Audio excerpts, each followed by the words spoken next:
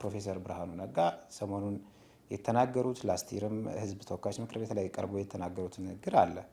ሃይማኖታቸውን እንዲያውቁ ህዝቡ እንዲማርበት ነው ብለው ሴኩላር የሚባለው ነገር ሙሉ ለሙሉ ይደፈጥጡታል። በቀል ልቦና መፍትሄ የሚፈልግ ሰው መፍትሄው ጠፍቶ አይደለም ነሳ ኢቭን ሲመጡ በሚመጡበት ሰዓት እኛ ሂጃብን አልከለከልንም የከለከልነው ኒቃብን ነው ብለው በመጀመሪያ ደረጃ ኢቭን ክልከላ እንደሌለ የሙስሊም ተማሪዎች መብት ሙሉ ለሙሉ እንደተከበረ ለማስቀመጥ ይሞክራሉ። አፋር ከጋምቤላ አካባቢ የሚመጡ ወንድምና እህቶች አሉ እና የራሳቸው ባህል አላቸው። ያንንም አስተናግዳለሁ ብሎ ነው የመጣው። ግን ሪሊ ኦን ዘ ግራውንድ እየተባለ ያለው ነገር ስህተት ነው። ኒቃቢስት ተማሪዎች አልተከለከሉም፣ ስገባ ስውጣ ያለሁኝ የሚል ነገር ነው ያስቀመጡት። ኒቃብና ሂጃብ ብለው የሚለዩት በየትኛው አውቶሪቲያቸው ነው? ይሄ ጉዳይ የዑለማ ምክር ቤት የሸሪዓ ፍርድ ቤት ጉዳይ ነው። ዩኒቨርሲቲዎች ወይም ደግሞ እነዚህ አካላቶች የዑለማ ምክር ቤት አባል ናቸው። ሙስሊሞችንም ሲቀበል እነሱንም እንደ ሙስሊምነታቸው አክብሮ ነው የጠራቸው። ስለዚህ ያን በሚያደርግበት ሰዓት መፍትሄ መፈለግ የነበረበት ራሱ ነው። ኒቃብ መልበስ ክልክል ነው ብለው ክሌም አደረጉ ማለት ያለ ስራቸው ያለ ተግባራቸው ገብተው በሃይማኖት ውስጥ ገብተው ሴኩላሪዝምን ጥሰው የትምህርት ተቋማቶችን የሃይማኖት ተቋማት ያስመሰሏቸው እነሱ ናቸው። በዚህ አግባብ በሴኩላሪዝም ሽፋን ደግሞ ኤቴይዝምን እኛን ሊግቱን በሚሞክሩበት ሰዓት የራሳቸውን ሃይማኖት የራሳቸውን አካሄድ እያደረጉ ነው። they are violating the rule of secularism ብለን ነው ምናምን የተሻለ በትንሽ ኪሳራ እንዲሆን በሁለታችንም በኩል በዩኒቨርሲቲውም በኩል ዩኒቨርሲቲው ምንም ሳያጣ ተማሪዎችም ከትምህርት ገበታቸው ሳይስተጓጎሉ ለማድረግ የምንችለውን ያክል በሰላማዊ መንገድ እየሞከርን እንገኛለን። በጃኬቱ ኮት ውስጥ ጫት ይዘው የሚገቡ አሉ። ጫት በዩኒቨርሲቲ ውስጥ የተከለከለ ነገር ነው። የጦር መሳሪያ ይዘው ሊገቡ ይችላሉ አይደለ? እዛ ላይ ማጠናከር ነው እንጂ እዚህ ጋር ይሄንን እንደ ምክንያት እንደ ደህንነት ስጋት አድርጎ ደግሞ ማምጣት ሃይማኖትን መሳደብ፣ በሰው ሃይማኖትን ጣልቃ መግባት፣ ብዙ የሀገሪቱንም ህጎች መጣስ ነው። ዩኒቨርሲቲዎች የትምህርት ተቋማቶች ምን የተለየ የደህንነት ስጋት ኖሮባቸው ነው ይሄን ነገር የሚያስቀምጡት? አይገባኝም። ሰላም አለይኩም ወራህመቱላሂ ወበረካቱ። የተከበራችሁን ተወደዳችሁ የሀሩን ሚዲያ ቤተሰቦች ባልንደራችሁ ናችሁ። ፕሮግራማችንን የምትከታተሉ ነው በያላችሁበት የዓለም ዳርቻ ሰላምታችን ይድረሳችሁ።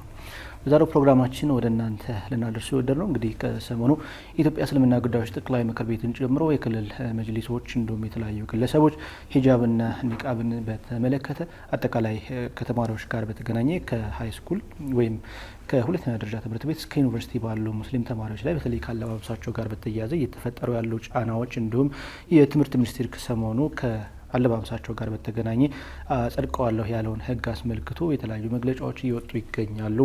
እንዲሁም የተለያዩ ተቃውሞችም ከተለያዩ አካባቢዎች እየተሰሙ ይገኛሉ።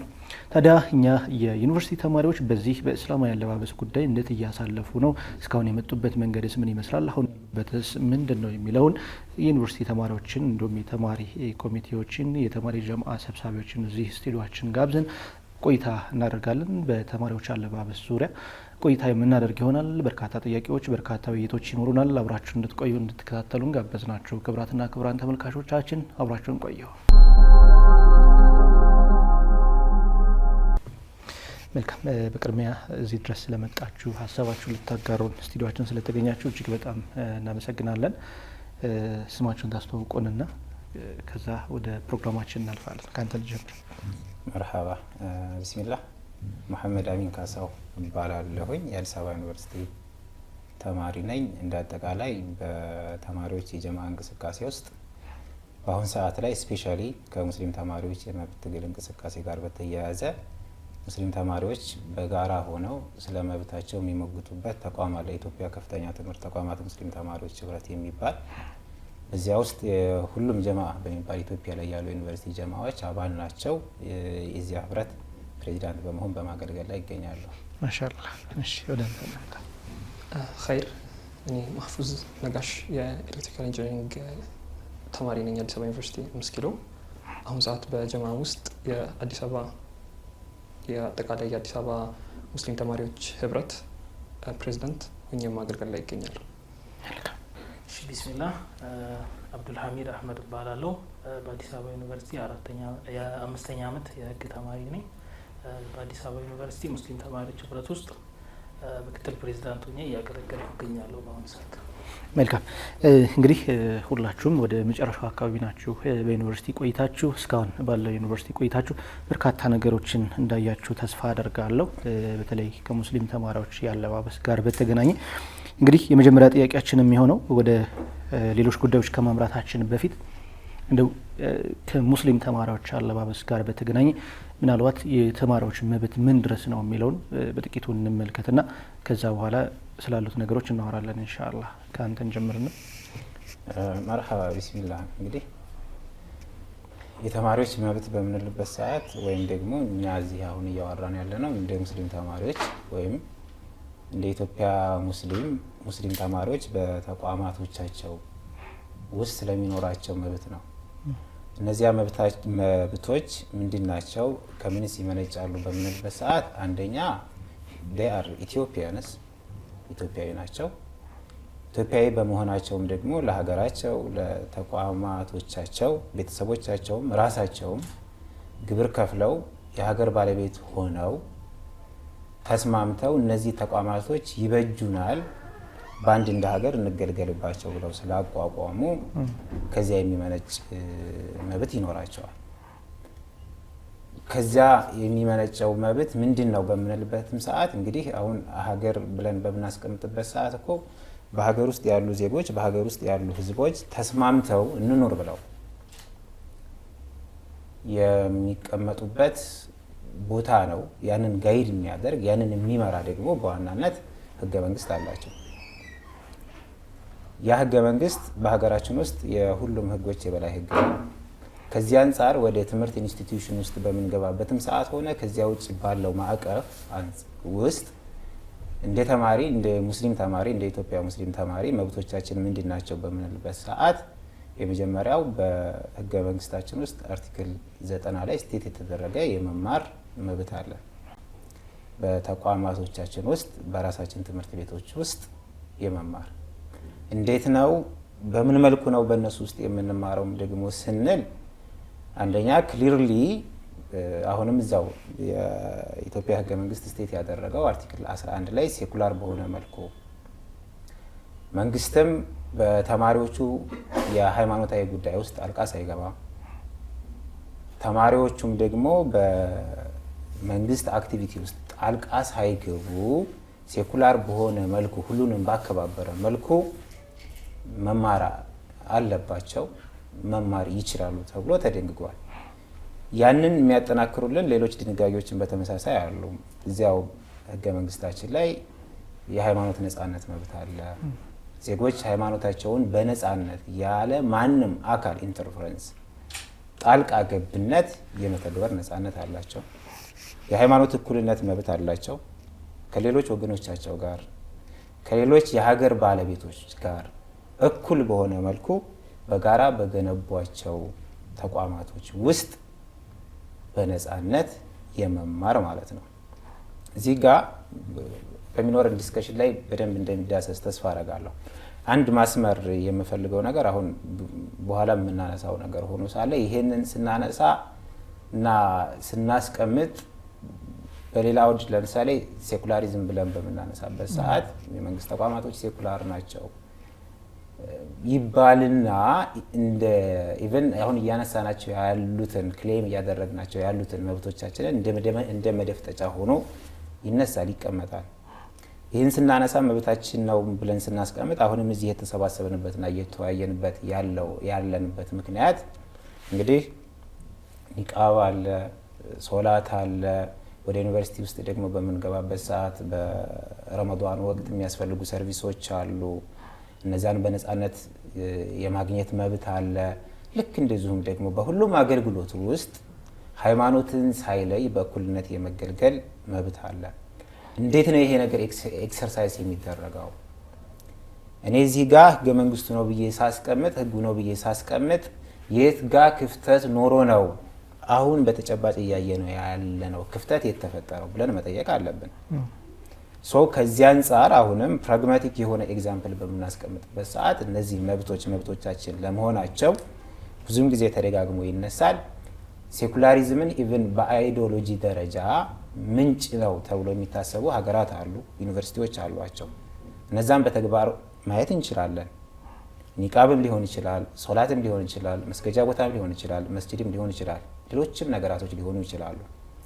ሰለጠኑ በሚባሉት ሀገራቶች ጭምር ፍሪሊ ኤክሰርሳይዝ ይደረጋሉ፣ ይተገበራሉ እና መብቶቻችን አሁን ባስቀመጥነው ሬንጅ ልክ ነው። ከዚህም ባሻገር በዚህ ላይ ዲፔንድ አድርገን የምናነሳቸውና የምንዘረዝራቸው የእኛ መብቶች አሉ ማለት ነው። መልካም እንግዲህ እስካሁን የነበረው መብታቸውን የተማሪዎችን መብት ከዩኒቨርሲቲ ጀምሮ ከዛም በታች ያሉት ተማሪዎች ያለውን በተለይ ከሂጃብ አጠቃላይ ከእስላማዊ አለባበስ ጋር በተገናኘ ያለውን መብት እያነሳን ነበረና አሁን ወዳለው ተጨባጭ እንምጣ። በዩኒቨርሲቲ ውስጥ ያለው አሁን ላይ ከሴቶች ከእስላማዊ አለባበስ ጋር በተገናኘ በነገራችን ላይ እስላማዊ አለባበስ ሲባል የወንዶችንም ያካትታል። ለምሳሌ አንዳንድ ዩኒቨርሲቲዎች ለምን ሱሪ ያሳጠር ከሚሉ አሉ። ሌላም ለምሳሌ እኔ ዩኒቨርሲቲ ስማር ኮፍያና ጀለቢያ ዩኒቨርሲቲ ውስጥ አይፈቀድም ነበር። ጁምአ ስንሄድ ከግቢ ውጭ ነበር እንትን የምንለብሰው ጀለቢያውን ወይም ኮፍያ እስከዛ በሱሪ ትሄድና ከዛ በኋላ ልክ ግቢ እንደወጣ ትለብሳለህ። ያስወጡት ተማሪ ሁሉ አውቃለሁ። ማለት ልብስ ለብሶ እየሄደ ከዛ በቦዲ ብቻ ይሄዳል አስወጥተውት፣ እሱን አስታውሳለሁ። እንደው ከዛ አንጻር አሁን ላይ ግቢ ያለው ተጨባጭ ወይም ከተማሪዎች አለባበስ ጋር ያለው ተጨባጭ ምን ይመስላል? ጥሩ ባይዘዌ አሁንም ለአጠቃላይ እያነሳ ነው ያለነው ጥያቄ ከሙስሊም ተማሪዎች የመብት ጥያቄ ጋር ተያይዞ ስለሆነ አለባበስ ብቻ አይደለም። ጀነራል አሁን ቅድም ከህገ መንግስት አንጻር ጀነራል የሆኑ ያነሳናቸው ነገራቶች አሉ። ያንን ተከትሎ ሙስሊም ተማሪዎች ሙስሊም ተማሪ በመሆናቸው ብቻ እየደረሱባቸው ያሉት ነገራቶች ምንድን ነው? የጎደላቸው ነገራቶች ምንድን ነው? ከሀገራቸው ተቋማቶች ከትምህርት ተቋማቶቻቸው እያጧቸው ያሉት ነገራቶች ምንድን ናቸው ብለን ስናስቀምጥ አለባበስ ላይ ብቻ የሚገደብ አይደለም። እንደልሶ በተግባር ብቻም ደግሞ የሚገደብ አይደለም። በደንብ ግልጽ እናድርገው ካን ወደ ኋላ ስንመለስ በመመሪያ ደረጃ ወይም ደግሞ አሁንም ብቻ ሳይሆን ለዝም ብለን እንሂድና አንዴ በደንብ ላውራ ትምህርት ተቋማቶች ለመጀመሪያ ጊዜ በሚቋቋሙበት ሰዓት ዳት ሚንስ በአፄ ምኒልክ ዘመነ መንግስት ነው የተቋቋሙት። ዛን ሰዓት በሚቋቋሙበት ሰዓት ፍሮም ዘ ቬሪ ቢጊኒንግ ፐርፐዛቸው ለሁሉም ኢትዮጵያውያን ተብሎ አልነበረም። ኢቨን በእሳቸው ጊዜ ያወጣ የትምህርት ሚኒስቴር እንትን አለ፣ ህግ አለ ወይም ደግሞ መተዳደሪያ ደንብ አለ። እዛ ላይ ቃል በቃል የሚለው የትምህርት ሚኒስተሩ ሚኒስትር የሚሆኑት በመስፈርት ደረጃ የሀገሪቱ ቤተክርስቲያን አቡን ናቸው ብሎ ያስቀምጣል። ከዛም ተከትሎ ስንመጣ አሁን በአፄ ኃይለሥላሴ ዘመነ መንግስትም ሲቋቋም እሳቸውም ትምህርት ቤት በሚያቋቁሙበት ሰዓት ሁልጊዜ ደጋግመው እንደሚናገሩት እነዚህን ትምህርት ተቋማቶች ያቋቋምኩት ዓለማዊ ትምህርትን ለማስተማር ብቻ ሳይሆን የቤተ ክርስቲያን ታሪክ እንዲጠና፣ ሃይማኖታቸውን እንዲያውቁ፣ ህዝቡ እንዲማርበት ነው ብለው ሴኩላር የሚባለው ነገር ሙሉ ለሙሉ ይደፈጥጡታል። ያ ያው የድሮውን ዘመን እናውቀዋለን። በትምህርት ስርዓቱን ብቻ ሳይሆን ሀገሪቱ በግልጽ በሀገሪቱ ህገ መንግስት ላይ ኢትዮጵያ የክርስቲያን ደሴት ናች፣ ሙስሊሞች ሙስሊም ስለሆኑ ዜግነታቸው ይገፈፍና በኢትዮጵያ የሚኖሩ ሙስሊሞች ተብለው ነው የሚጠሩት ብሎ ያስቀምጣል። ኡስታዝ አህመድንም ሶስቱ አጼዎች ብለው በጻፉት መጽሐፍ ላይ 11ዱ የአፄ ኃይለሥላሴ መንግስት ሙስሊሞችን ከትምህርት የማግለያ ስትራቴጂዎች ብለው ሙሉ ለሙሉ እንዳይገቡ የሚያደርግ ማዕቀፍ ተዘርግቶ ነበረ። ከነዚያ መካከል አንደኛ ሙስሊሞች በሀገር ውስጥ ትምህርት መማር እንፈልጋለን ካሉ አንደኛ ሃይማኖታቸውን እንዲቀይሩ፣ ሁለተኛ ሃይማኖታቸውን አንቀይርም ካሉ ደግሞ ስማቸውን እንዲቀይሩና በተለምዶ የክርስትና መጠሪያ ስም ናቸው ብለን ወደምንጠራቸው ስሞች እንዲቀይሩ ያስገድድ ነበረ። ያ ወደ ኋላ መለስ ብለን ያለውን ነገር ስናይ ነው ያንን በወቅቱ የነበሩ አባቶቻችን ታግለው ስርዓቱ ከተቀየረ በኋላና ሀገሪቱ ሴኩላር ሆነች ከተባለ በኋላ ሙሉ ለሙሉ ይወገዳል ብለን ነበር ያሰብነው። ሃዌቨር ያ ነገር አልቀጠለም። ቀጣይ በመጡትም ስርዓቶች ውስጥ የተለያየ ስያሜ እየተሰጠው የተለያየ ምክንያት እየተደረደረለት ሙስሊም ተማሪዎች አሁን ቅድም የጠቀስናቸውን መብቶቻቸው ናቸው ብለን የዘረዘርናቸውን ነገራቶች እንዳያገኙ ይደረግ ነበር። ከዚያ መካከል እንደ ምሳሌ አሁንም ከድሮ ጥቂት ካነሳን በዩኒቨርሲቲ ደረጃ ሰርቪስ አለ፣ የምግብ አገልግሎት። የምግብ አገልግሎት በሚሰጥበት ሰዓት በሁሉም ዩኒቨርሲቲዎች በሚባል ደረጃ የዛን ሰዓት ጥቂት ዩኒቨርሲቲዎች ናቸው ያሉት። እስከ 1985 ድረስ ኢቭን እርድ የሚቀርበው ያው አይ ቲንክ ለሁሉም የታረደውም በክርስትና ያስተራረድ ሃይማኖታዊ ስርዓት መልኩ ታርዶ ነበር የሚቀርብላቸው። ሙስሊሞች ለምን ያ ይሆናል ብለው ለ3 ለ4 ዓመታት በተከታታይ ታግለው ነው እንዲስተካከል የሆነው። ኢቭን እህቶቻችን እናቶቻችን ሻሽ ለብሰው መግባት አይችሉም ነበር። በዚያን ያክል ነው። ከዚያ በኋላ በነበረው ስርዓትና እኛንም አሁን ተች በሚያደርግ መልኩ የሙስሊም ተማሪዎች ስታንዳርድ ምንድን ነው ያለው ተጨባጭ ምንድን ነው ካል 2000 ላይ ትምህርት ሚኒስቴር በመመሪያ ደረጃ ያወጣው መመሪያ አለ። እዛ መመሪያ ላይ በግልጽ ኒቃብ መልበስ አይቻልም፣ ሙስሊም ተማሪዎች ኒቃብ ለብሰው መግባት አይችሉም ብሎ ያስቀምጣል። 2000 ላይ ትምህርት ሚኒስቴር ያወጣው የስነ ስርዓት መመሪያ።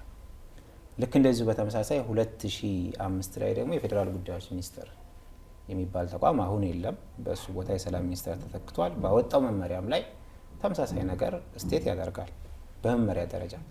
ሁለቱም መመሪያዎችን በተመሳሳይ ደረጃ በዩኒቨርሲቲዎች ውስጥ በትምህርት ተቋማቶች ውስጥ ዳይሬክትሊም ሶላት መስገድ አይቻልም ብለው ስቴት ያደርጋሉ። ከዚያ አለፍ ብለን በምንመጣበት ሰዓት ኢቭን አሁን ሰሞኑን ከትላንት ወዲያ አካባቢ ትምህርት ሚኒስቴር ረቂቅ መመሪያ ለቋል። አይ ቲንክ አንደኛው በትምህርት ተቋማቶች ውስጥ ከአንደኛ ክፍል እስከ 12ኛ ክፍል ባሉት የትምህርት ተቋማቶች ውስጥ የስነ ስርዓት መመሪያ ይላል። ሁለተኛው ደግሞ አዋኪ ድርጊቶችን ለመከላከል የወጣ መመሪያ ይላል በሚኒስትሮች ምክር ቤት ላይ። እነዛም ላይ በተመሳሳይ በምንመለከትበት ሰዓት መመሪያዎች እንደሚያስቀምጡት በትምህርት ቤቶች ውስጥ ሃይማኖታዊ ድርጊትን መፈጸም አይቻልም ይላል። ለምሳሌ 7.5 ላይ የስነ ስርዓት መመሪያው ያንን ብሎ አስቀምጦ አሁን እያነሳናቸው ላሉት ከዚህ በፊት ላሉት ክልከላዎች በሙሉ ግራውንድ የሚሆን ነገር ያስቀምጣል። አዋኪ ድርጊቶችን ለመከላከል የወጣው መመሪያ የሚለውን በተመሳሳይ ደግሞ አይ ቲንክ በትምህርት ቤቶች አቅራቢያ ሃይማኖታዊ ተቋማት ሊኖሩ አይገባም ይላል። ቢኮዝ ከድምፅ ብክለትና ከመጮህ ጋር ነው አይ ቲንክ ያያያዘው ሁኔታውን ማለት ነው። በመመሪያ ደረጃ እስከዚህ ኤክስቴንት ይሄዳሉ። ተቋማቶችንም በተመሳሳይ ብንመለከታቸው አሁን አዲስ አበባ ዩኒቨርሲቲ 2017 ላይ ጥቅምት ወር ላይ ያወጣው መመሪያ አለ ለራሱ ራስ ገዝ ከሆነ በኋላ ማለት ነው። እዛ መመሪያ ላይ 6.6 ላይ ይመስለኛል በግቢ ውስጥ ሴቶች ተሸፍነው መንቀሳቀስ አይችሉም ይላል። ዳት ሚንስ ኒቃብ ለብሰው መንቀሳቀስ አይችሉም። ሰላሌ ዩኒቨርሲቲ ያወጣው መመሪያ አለ በተመሳሳይ የዩኒቨርሲቲው መመሪያ ማለት ነው። ስፔሲፊክ አርቲክሉን ባላስታውስም ኒቃብን ይከለክላሉ ሙሉ ለሙሉ። ኢቭን ወደ ጅልባብ ጋር በምንሄድበት ሰዓት ከቁርጭምጭሚት በታች የሆነ ጅልባብ መልበስ አይቻልም ይላል። ሂጃብ ቅድም ያነሳናቸው ወደ ተግባር በምንገባበት ሰዓት ደግሞ ወደ ተግባር በምንሄድበት ሰዓት በመመሪያው ላይ ካለው ይብሳል። ብዙ የትምህርት ተቋማት ኒቃብን ለብሰው መግባትን ይከለክላሉ። ጀለብያ መልበስ ይከለክላል። ኢቭን ሽርጥ መልበስ የሚከለክሉ ግቢዎች አሉ። አማኢማ መልበስ የሚከለክሉ ግቢዎች አሉ። አለባበስ ላይ በሚመጣበት ሰዓት ሶላት መስገድ ላይ ኢቭን ዶርም ውስጥ ሶላት መስገድ ክልክል ነው ብለው የሚያስቀምጡ ግቢዎች አሉ። ረመዳን ላይ በምንመጣበት ሰዓት ረመዳን ሱሑር አይቀርብም ወይም ደግሞ አናቀርብም የሚሉ ዩኒቨርሲቲዎች አሉ። ከዚህም ውጪ በብዙ መልኩ ከፍተኛ የሆነ እንግልት፣ ከፍተኛ የሆነ በደል፣ ከፍተኛ የሆነ ጭቆና በሙስሊም ተማሪዎች ላይ የሚፈጽሙ ዩኒቨርሲቲዎች አሉ። ለአብነት እንደ ኤግዛምፕል በምናነሳበት ሰዓት ላስት ይር ሁላችንም የምናስታውሰው የዲላ ዩኒቨርሲቲ ሙስሊም ተማሪዎች ኬዝ አለ። ኒቃብ ለብሳችሁ አትገቡም ተብለው ለ11 ቀናት ያክል ከግቢ ውጪ መስጂድ አድረው ከግቢ ትምህርት ሳይማሩ ተከልክለው ካፌ ገብተው ሳይጠቀሙ ላይብራሪ ገብተው ሳያነቡ ብቻቸውን ወደ 46 ተማሪዎች አካባቢ የተንገላቱበት ሲቹዌሽን አለ። ጅማ ዩኒቨርሲቲም ላይ በተመሳሳይ ረመዳን ውስጥ ኒቃብ ለብሳችሁ አትገቡም ተብለው አይ ቲንክ ለ4 ቀናት አካባቢ ከበር ውጪ ረዘም ላለ ሰዓት እንዲቆሙ እየተደረጉ ጫናው ሲበረታባቸው ሲያስገቡባቸው የነበረ ሁኔታ ነበር። አዲስ አበባ ዩኒቨርሲቲም በተመሳሳይ ላስት ይር እህቶች ላይ ከፍተኛ የሆነ እንግልት ፈጥረውባቸው እንደሚከለከልም በይፋ አሳውቀው ካፌ ኢቨን ተከልክለው ነበር። ከተከለከሉ በኋላ አይ ቲንክ ከተማሪ ጋር እናቶች እያዘኑላቸው የካፌ ማዘሮች ከተማሪ ተገለው ተማሪ መመገብ በሌለበት ቦታ ደስ በማይል ሁኔታ እንዲመገቡ ሲደረግ የነበረበት ሲቹዌሽን ነበረ። ከዚህ አለፍ ስንል ቢገር ፒክቸር አሁን ያለንበትን አጠቃላይ ሀል ሳስቀምጥልህ ጫን ብሎ በመጣባቸው ጊዜዎች ስፔሻሊ 2005 2006 አካባቢ በመቶዎች የሚቆጠሩ ተማሪዎች ከተለያየ ዩኒቨርሲቲ የተባረሩበት ሁኔታ ነበረ። ዲላ ዩኒቨርሲቲ 60 አካባቢ ገደማ ኒቃቢስት ተማሪዎች፣ ባህር ዳር ዩኒቨርሲቲ 13 አንድ አሚሩና 12 ኒቃቢስት ተማሪዎች፣ አርባ ምንጭ ዩኒቨርሲቲ በተመሳሳይ 40 ምናምን ተማሪዎች፣ ሌሎች ዩኒቨርሲቲዎች የተባረሩበት ሁኔታ አለ። እንደ አጠቃላይ ያለው ሲቹዌሽን ሙስሊም ተማሪዎች በዚህ ሰዓት ያሉበት ተጨባጭ በእነዚህ በጠቀስናቸው ሰብአዊና ሃይማኖታዊ መብቶቻቸው ዙሪያ ይህን ይመስላል። መልካም እንግዲህ ቆንጆ ቆይታ እያደረግን ነው። በተለይ ከሙስሊም ተማሪዎች ጋር በተለይ ሴቶች ያለፉትን ዓመታት እጅግ በርካታ እህቶቻችን በዚህ ምክንያት በኒቃባቸው በሂጃባቸው ምክንያት ከትምህርት ገበታ ተፈናቅለው ትልልቅ ቦታዎች መድረስ እየፈለጉ በዚህ ምክንያት ብቻ አላስፈላጊ ቦታ ላይ የወደቁ እህቶቻችን በርካታ ናቸው እና ምናልባት አሁን ያለውን ይህንን አደጋ መከላከል ማንችል ከሆነ ወደፊት ጊዜ ባሰ ዕጣ ፈንታ ሊገጥመን ይችላል። እንግዲህ እየተወያየን ያለንበት አሁን ያለውን ተጨባጭ ሁኔታ ነበርና ወንድማችን በደንብ አብራርቶታል። ምናልባት ማህፉዝ ተጨማሪ ሀሳብ ካለ? መልካም። እዚህ ላይ መጨመር የምፈልገው እንደ አዲስ አበባ ዩኒቨርሲቲ ምን ላይ ነው ያለው አሁን ሁኔታው ምን ይመስላል የሚለው ነው። እሱም ላይ በግልጽ አንቀጹ ላይ እንደተጠቀሰው የመመሪያ ህጉ አንቀጽ 6.6 ላይ እንደተጠቀሰው ፊትን የሚሸፍን ማንኛውም አይነት ልብስ ይከለክላል። ይህን ጉዳይ ወደ ኋላም በደንብ ረዘም አድርገን እንመጣበታለን። ምን እንደፈለጉበት ከታች ጀምሮ ካሉት ከአስፈጻሚዎቹ ጀምሮ ይህ ማለት ኒቃብ መከልከል ነው ወይ? እዚህ ጋር ፊታቸውን ሸፍነዋል ማለት ኒቃብ መከልከል ከሆነ አሳውቁልኛ፣ እኛ ለልጆቹ እናሳውቃቸዋለን። እዚህ ጋር ጀማዓን ወክለን የመጣ ነው፣ ለተማሪዎች የምናሳውቅበት ሁኔታ ይመቻቻል። ካልሆነ ደግሞ ልጆቹን አታንገላቷቸው፣ አስገቧቸው፣ በተደጋጋሚ እንደዚህ አይነት ሁኔታዎች መፈጠር የለባቸውም ብለን በግልጽ የደንቡን ኢንተርፕሪቴሽን አተረጓጎሙን በግልጽ ጠይቀናል። ነገር ግን ያው መልስ የሚሰጠን ሰው ቁርጥ ያለ መልስ የሚሰጠን ሰው ያው እንደ ሁልጊዜም አልተገኘም። ያለፈው ዓመትም በዚህ ዓመትም ጭምር ማለት ነው። እና አሁን ያለንበት ስቴት ክልከላ ነው አይቻልም ብለው ህጉን አጽድቀው ከዛ በፊት ያወጡት ድራፍት ነበረ እና የዛን ጊዜ ከኛ ጋር የሆነ ያክል ከፕሬዝዳንቱ ድረስ ሄደን ማውራት የሞከርናቸው ነገሮች ነበሩ። ከዛ በኋላ ነበር ህጉ የጸደቀው። የሆነ ያክል ተሻሽሏልም ተብሎ ነበረ። ነገር ግን ክልከላው እዛው እንዳለ ባለበት ነው የጸናው እንጂ ለማስወገድ የተደረገ ጥረት አላየንበትም። መልካም። ምናልባት አዲስ አበባ ዩኒቨርሲቲ በሀገራችን አሁን ላይ ራስ ገዝ ከሆኑ ወይም ራሱ ከሚያስተዳድሩ ከፍተኛ የመንግስት ተቋማት መካከል ብቸኛው ይመስለኛል በአሁኑ ሰዓት። ወደፊት ግን ሌሎች ሊኖሩ ይችላሉ።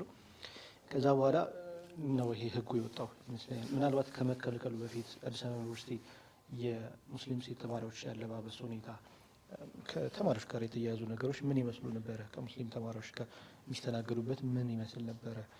ከመከልከሉ በፊት የነበረው ሁኔታ። ከመከልከሉ በፊት መግባት ይችሉ ነበር። ኒቃቢስቶች ኒቃብ የለበሱም ያለበሱም እህቶች መግባት የሚችሉበት ሁኔታ ነበረ። እኛም ምን እንደተፈጠረ በቅጡ አልገባንም ማለት የሚቻልበት ሁኔታ ላይ ያለ ነው። አንዳንዴ ወደኋላ ዞር ብለን ስናየው 2017 ላይ ይህ ህግ ወጣ። ከዛ በኋላ እስካሁን የምናነሳቸው ችግሮች ከአዲስ አበባ ዩኒቨርሲቲ ጋር የምናነሳቸው በኒቃብ ጉዳይ ላይ ከዛ በኋላ ያሉ ናቸው። የተለያዩ ካምፓሶችን መጥቀስ እንችላለን። እያንዳንዱ ላይ ያለው ኢሹ ከዚህ በኋላ የመጣ ነው። ራስ ገዝ ከመሆንና ከዛ በኋላ ደግሞ በአካልም አግኝተናቸው እንዳልነው ዶክተር ሳሙኤል አሁን ፕሬዚዳንት የዩኒቨርሲቲ ፕሬዚዳንት ናቸው። ያ ሽግግር ከመጣ በኋላ ነው እና ምን አዲስ ነገር ተፈጠረ የሚለውን ነገር ለእኛም ግልጽ አይደለም በመሰረቱ። መልካም ምናልባት አሁን አጠቃላይ ነው የምናወራውና እንደ አጠቃላይ እንግዲህ የሀገር አቀፍ ከፍተኛ መንግስት ተቋማት ወይም ዩኒቨርሲቲዎች የጀማዎች አሚር እንደመሆን መጠን እስካሁን እንደው የተፈጸሙ በደሎች እናንተ ደግሞ አዲስ አበባ ዩኒቨርሲቲ ምናልባት ያያቸዋቸው የታዘባቸዋቸው በተማሪዎች ላይ የሚደርሱ በደሎችን እስኪ በጥቂቱ ትነግሩናላችሁ። ምናልባት ከዛ በፊት ሁለተኛው ጥያቄ ላይ ረሳሁት የምታነሱት ሀሳብ ካለ የጨረሰን ይሁን። እንግዲህ አዲስ አበባ ዩኒቨርሲቲ ራስ ገዝ ከሆነ በኋላ የተለያዩ መመሪያዎችን አውጥቶ ተማሪዎች በተለይ ፊት መሸፈን አይቻልም፣ ሌሎችንም ክልከላዎች ፈጽሟል። ምናልባት ለዚህ የሰጣችሁ ምክንያት አለ? እንደ ምክንያት ያቀረበው ነገር አለ? እንደ ምክንያትነት ከሚያነሷቸው ነገሮች ዋነኞቹ ቅድም ወንድማችን መሐመድ አሚንም አንስቶታል። ከሴኩላሪዝም ጋር ተያይዞ ያሉ ሀሳቦች ይነሳሉ እንደ ምክንያትነት ማለት ነው። ሴኩላሪዝም ሪል ትርጉሙ እንደዛ ነው ወይስ አይደለም የሚለው ነገር እንዳለ ሆኖ እነሱ በወረቀት ደረጃ ወይም ደግሞ መመሪያ በሚወጡ ጊዜ ላይ መመሪያዎች በሚወጡበት ሰዓት ላይ የሚቀመጡ ምክንያቶች አሉ። እንደገና ደግሞ ከነሱ ጋር ዲስከስ በምናደርግ ሰዓት የሚያነሷቸው ምክንያቶችም አሉ። አዲስ አበባ ዩኒቨርሲቲ መጀመሪያ ድራፍት ነበረ መመሪያው ከመስደቁ በፊት። እሱ ላይ ከደህንነት ከሴኩሪቲ ትሬት ጋር እያይዞ ነበረ ፊትን የሚሸፍን ማንነትን በለየት የሚያስችል አለባበስ አይቻልም ብለው ያው በእጅ አዙር ኒቃብ ነው ይታወቃል። እነሱ ስሙን እዛ ላይ አይግለጹት እንጂ ቀጥታ ኒቃብ መሆኑ ማንም አይጠፋውም። ነገር ግን ከዛ በኋላ መመሪያው በሚጸድቅበት ሰዓት ከሰዎቹ ጋር ዲስከስ አድርገን ይሄ እኮ የአንድን እምነት አለባበስ የደህንነት ስጋት ነው ብሎ መናገር ራሱ በጣም ትልቅ ነውር ነው። የአንድ እምነት መገለጫ የሆነን ነገር መሳደብ ነው የሚሆነው የሚል ነገር ብዙ ነገር ተነስቶ ከዛ በኋላ ምን ተብሎ ነው የተቀየረው? ለመማር ማስተማር ሂደት ሲባል ማንነትን መለየት የማያስችሉ ልብሶች አይቻሉም ብለው በድጋሚ ያው እነሱ መፍትሄ አይደለም የሚፈልጉት። ከዚህ የምንረዳው ነገር አንድ ነገር ይሄ ነው። አንዴ ሴኩላሪዝም ይነሳል። የሴኩላሪዝም ሀሳብ እንደማያስኬድ ሲታወቅ የሴኩሪቲ ኢሹ ይነሳል። ለሴኩሪቲ ኢሹ ብሎ ለሚያቀርቡት ተራ ምክንያቶች ሶሉሽን የሚሆኑ መፍትሄ የሚሆኑ ሀሳቦች ሲቀርቡ ደግሞ መማር ማስተማር ወደሚል ይገዳል። በቃ ይሄ ነው ትሬንድ ሁሌም በእነዚህ ሶስት ነገሮች ላይ ነው እና የሚዞረው። እነሱም በዋናነት የሚያነሱት ይሄንን ነው። መመሪያው ላይ በግልጽ ሴኩላሪዝም ምናምን ተብሎ ባይቀመጥም ዲስከስ በምናደርግበት ሰዓት ከነሱ ጋር ያነሱታል። የሴኩላሪዝም ኢሹ ይነሳል፣ የሴኩሪቲ ኢሹም ይነሳል። ግን መመሪያው ላይ አሁን የጸደቀው መመሪያ ላይ እንደ ምክንያት ያስቀመጡት የመማር ማስተማር ሂደትን እንደሚያስተጓጉል ነገር ሆኖ ነው የተቀመጠው። እንደ ምክንያትነት የተቀመጡት ዋና ዋና ነገሮች እነዚህ ናቸው። መልካም። ምናልባት እናንተ ከእነሱ ጋር ውይይት በምታደርጉበት ሰዓት አሁን ይሄ ከደህንነት ጋር ወይም ከትምህርት ስርዓቱን ያስተጓጉላል የሚሉት ከኒቃብ ጋር በተያያዘ ይመስለኛል። እሱን አላስረዳችኋቸውም? ለምሳሌ ተማሪዎች በፍተሻ ጊዜ በተለይ ለሴቶች ኦፕን እንደሚሆኑ በተለያየ እንትንም አስፈላጊ በሆነበት ሰዓት ለፍተሻ እንደሚተባበሩ እንትኑን አልነገራችኋቸውም? አዎ በደንብ ተወያይተን ነበር። የዛኔ እንደውም አምና ይሄ መመሪያ ጸድቆ ወደ ተግባር መገባት በጀመረበት ሰዓት ከዩኒቨርሲቲው ፕሬዝዳንቶች ጋር ተወያይተን ነበረ። እነሱም የመፍትሄ ሀሳብ አቀርቡ። የዛኔ እንዳልኩ የሴኩሪቲ ኢሹ ነበረ ሜን እንትን ሆኖ ሲነሳ የነበረው እና ለዚህ ምንድነው መፍትሄ ብለውን ያለውን ነገር አስረድተን በሴት ፈታሾች መፈተሽ እንደሚችሉ በር ላይ ሴት ፈታሽ ለኒቃቢስቶች ብቻ ተብሎ አይደለም የሚመደበው። በየትኛውም መንገድ ሴት ፈታሽ ሴትን ነው የምትፈትሸው፣ ወንድ ፈታሽ ወንድን ነው የሚፈትሸው። ለእነሱ ተብሎ አዲስ የሚመጣ ነገር አይደለም። ስለዚህ በር ላይም አስፈላጊ በሆነበት ቦታ ሁሉም ቦታዎች ላይ ሴት ፈታሾች እየፈተሿቸው አይዲያቸውን ቼክ እያደረጉ ፊታቸውን ገልጦ ማሳየት ካለባቸውም እያዩ መግባት ይችላሉ። ፕላስ ደግሞ ግቢው ብዙ ይሄ ከቴክኖሎጂ ጋርም ተያይዞ ብዙ ይሄ በዲጂታል አይዲ ስካን እየተደረጉ የሚገባባቸው ላይብራሪ ላይም ግቢ ላይም እየተከለ ያለበት ሰዓት ነው። ይሄ ነገር እንኳን ባልነበረበት ሰዓት ያልተነሱ ኢሹዎች እንዴት ነው ይሄ የሴኩሪቲ እንትኑ አንድ ስቴፕ ከፍ ብሏል በሚባልበት ሰዓት ወደ ኋላ ገና ተመልሶ በፊት እንደው ሁሉም ነገር ማኑዋል በነበረ ሰዓት እንኳን ዛት ማች ኮንሰርን ያደርግ ያልነበረ ነገር አሁን እንዴት ይነሳል? እንደውም እንዲነሳም አይጠበቅም ነበር። አሁን አንድ ሰው አይዲ ዲጂታል አይዲ ኖሮት በማሽን ስካን እየተደረገ የሚገባ ከሆነ የሰውየውን ፊት እየተገለጠ የሚታይበትም እንትን ይቀንሳል። ግን ይሄ ነገር ሲመጣ እንደውም ይባስ ኢሹ የሆነ የሚነሳበት ምክንያት ምንድን ነው? እኛም ከአዲስ አበባ መጅሊስ ጋር ተነጋግረን ኢቨን የአዲስ አበባ መጅሊስ የአሻራ መፈተሻ መሳሪያዎችን ሁሉ በራሱ ወጪ ሊያስገባ እንደሚችል ለዩኒቨርሲቲው ይሄን መፍትሄ ሀሳብ አቅርቦ ነበር። ይሄን መፍትሄ ሀሳብ ይዘን ቀርበንም ምንም የተለወጠ ነገር የለም። በቃ እኛ በጥቅሉ ከነበሩት ሂደቶች የተረዳነው ነገር ይሄ ነው። መፍትሄ ፍለጋ አይደለም። በቃ ምክንያት ሰዎችን የተለያዩ ምክንያቶችን መደርደር ነው እንጂ በቅን ልቦና መፍትሄ የሚፈልግ ሰው መፍትሄው ጠፍቶ አይደለም። ይኸው ነው ያለው ነገር ከሴኩሪቲ ኢሹ ጋር ተያይዞ ማለት ነው። መልካም። አሁን 3 ነጥቦች ተነስተዋል። በዋነኝነት ሴኩላሪዝም፣ ሴኩሪቲ፣ ከዛ በኋላ ደግሞ የመማር ማስተማር ሂደቶች ላይ የሚመጣው ችግር። ሴኩላሪዝም ጋር ስንመጣ ያው መጀመሪያ ከህግ አንጻር ወንድም መሐመድ አሚን ገልጾታል። ትምህርቱን እና አጠቃላይ ደግሞ ኢንስቲትዩሽን እንደ አንድ ተቋም ከሃይማኖት ማጽዳት ነው እንጂ በአንድ ግለሰብ ወደ አንድ ግለሰብ ወርዶ አንድን ሰው ከሃይማኖት የጸዳ ማድረግ አይቻልም። ያ ማለት ሃይማኖት የለሽ አልባ የሆነ ሰው መፍጠር ነው የሚሆነውና ማለት ነው። ስለዚህ ይህ ጉዳይ ወደ ትምህርቱና ወደ አሰራሮች የሚመለሱ ከሆነ እኛም የምንስማማበትና የምንደግፈው ነገር ነው ይሁን። ነገር ግን አንድን ሰው ይዞ ኒቃብ መልበስ ሴኩላሪዝም ጋር ማገናኘት ራሱ አንድን ሰው ከሃይማኖቱ ማስወጣት ነው የሚሆነውና ይህ ሃይማኖት ላይ ቀጥታ ጣልቃ መግባት ነው። ይህ ነገር ያንም ኢንስቲትዩሽን ማንም ይሁን ማን የሚያስጠይቀው ይሆናል ማለት ነው። ሁለተኛ ሴኩሪቲ የተባለው ነው። ቅድም ያነሳሁት ነጥብ አለ።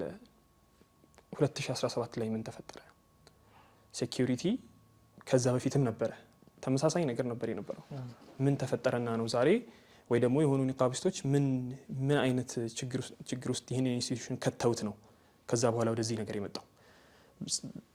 ከፕሬዚዳንቶችና ከቫይስ ፕሬዚዳንቶቹ ጋር በምናወራበት ጊዜ ይህንን ነገር አንስተናል። ይህን ነገር ተነስቶ ቅድም ወንድሜ እንዳለው መፍትሄ አምጡ ባሉን ጊዜ የብዙ ቦታዎችን ኤክስፒሪየንስ፣ ልምድ፣ ተሞክሮ ተናግረናል። ባንኮች አላቸው፣ ቦታ አላቸው፣ የተለየ ቦታ አላቸው ኒቃቢስቶችን የሚያስተናግዱበት። አቪዬሽን፣ ኤርፖርት ትገባለህ ከነ ኒቃብ። ከዛ በላይ ሴኩሪቲ የሚያስፈልገው ቦታ አለ እንዴ? ቴሌ ያስተናግዳል ሰውን። ዩኒቨርሲቲዎች፣ ዓለም ላይ ያሉ ትላልቅ ዩኒቨርሲቲዎች ያስተናግዳሉ፣ ከነ ኒቃባቸው ነው የሚማሩት። እና ይህ ሁሉ ባለበት ለአዲስ አበባ ዩኒቨርሲቲ ብቻ ተለይቶ የሴኩሪቲ ችግር የሚፈጥር ምን ተገኝቶ ነው የሚለው ሌላ ጥያቄ የሚያስነሳና ከዛ በኋላ ደግሞ እነዚህን ሁሉ ተሞክሮች መናድ ነው የሚሆነው። ከዛ በተጨማሪ መማር ማስተማሩን እሱ ላይ ብዙ ነገሮች ማለት እንችላለን። አንደኛ ብዙ ጥሩ ደረጃ የደረሱ ኒቃብ የለበሱ እህቶች አሉ። እነሱን ማየት በቂ ነው። ኒቃብ መማር ማስተማርን አስተጓጉሎ ይችን ልጅ የሆነ ከትምህርቱ የሚያርቃት ቢሆን ኖሮ አርቋት ነበረ። ስላላራቃት ነው እዚህ ጋር ያለችው። ከዛ ውጭ ደግሞ ትንሽ አመታትን ወደ ኋላ ብንሄድ በሬዲዮ ሰው የሚማርበት ጊዜ ነበር የነበረው። ገባችሁ ሲባል አዎ ያለ ሰብሰብ ያለ ሰው እንደዛ ሆኖ ሰው ተምሮ ባለፈበት ሁኔታ ላይ እንዴት ነው የመማር ማስተማርን ሁኔታ ያበላሻል ብለን የምንሞግተው? ከዚህ በተጨማሪ ደግሞ በአሁን ጊዜ በጣም እየሰፋ ያለ በግል ትምህርት ቤቶች ላይ በጣም ያለው ነገር ኢለርኒንግ መጀመሩ ነው። ኦንላይን ወላጆች ኃላፊነቱ እንዲወስዱ ተደርጎ ቴሌግራም ግሩፕ ተከፍቶ የልጆቹ ፓስወርድ ተሰጥቷቸው ውስጥ ገብተው የሚማሩበት ሁኔታ አለ። ትላልቅ ዩኒቨርሲቲዎች በጣም አዲስ አበባ ውስጥ ራሱ በጣም ውድ ከሚከፈሉባቸው ትምህርት ቤቶች እንደዛ ያደርጓሉ ብዙ። ከዛ በተጨማሪ ኮቪድ ከመጣ በኋላ አብዛኛው ነገር ኦንላይን ነው። ስራ ኦንላይን ሆኗል። ሚቲንጎች፣ የስራ ሚቲንጎች ኦንላይን ሆነዋል። እዚሁ አዲስ አበባ ራሱ ብዙ ኦፊሻሎች ኮል ሚቲንጎችን ያደርጋሉ። እነዚህ ነገሮች ባሉበት ሁኔታ የመማር ማስተማር ብሎ ምክንያት ማንሳት ምን ያክል ከምክንያታዊነት አንጻር ራሱ ብናየው ምን ያክል ሚዛን ይደፋል የሚለው በጣም ጥያቄ ውስጥ ይከተዋል። ከዛ በኋላ ደግሞ እንዳልኩት ከ2017 ጀምሮ ሴኩሪቲ ላይ ሴኩላሪዝም ላይ አዲስ ነገር መጣ ወይስ ከዚህ በፊት ትምህርት ቤቱ ሃይማኖታዊ ትምህርት ቤት ነበረ? ከ2017 በፊት ከሴኩሪቲ አንጻር ከዚህ በፊት ሴኩሪቲ አልነበረውም የሚሉ ጥያቄዎችን ምን እናደርጋቸዋለን የሚለው ነው እኔ እየታየኝ ያለው። መልካም። በዛው እግረ መንገድ ቀደም ብዬ የጠየቁት ጥያቄ አለና እስካሁን የተፈጸሙ በደሎች እናንተ ያያችኋት ይቻላል? እንደ ምክንያት በምናነሳበት ሰዓት ይሄ ሁላ በደል እየደረሰ ያለው ምንድን ነው? ለመከልከልስ ምክንያት የሚያነሷቸው ነገራቶች ምንድን ናቸው በምንልበት ሰዓት መለየት ያሉብን አይ ቲንክ 2-3 ነገራቶች ይኖራሉ። በመጀመሪያ ደረጃ ሪሊ ምክንያታቸው ምንድን ነው? አንደኛ።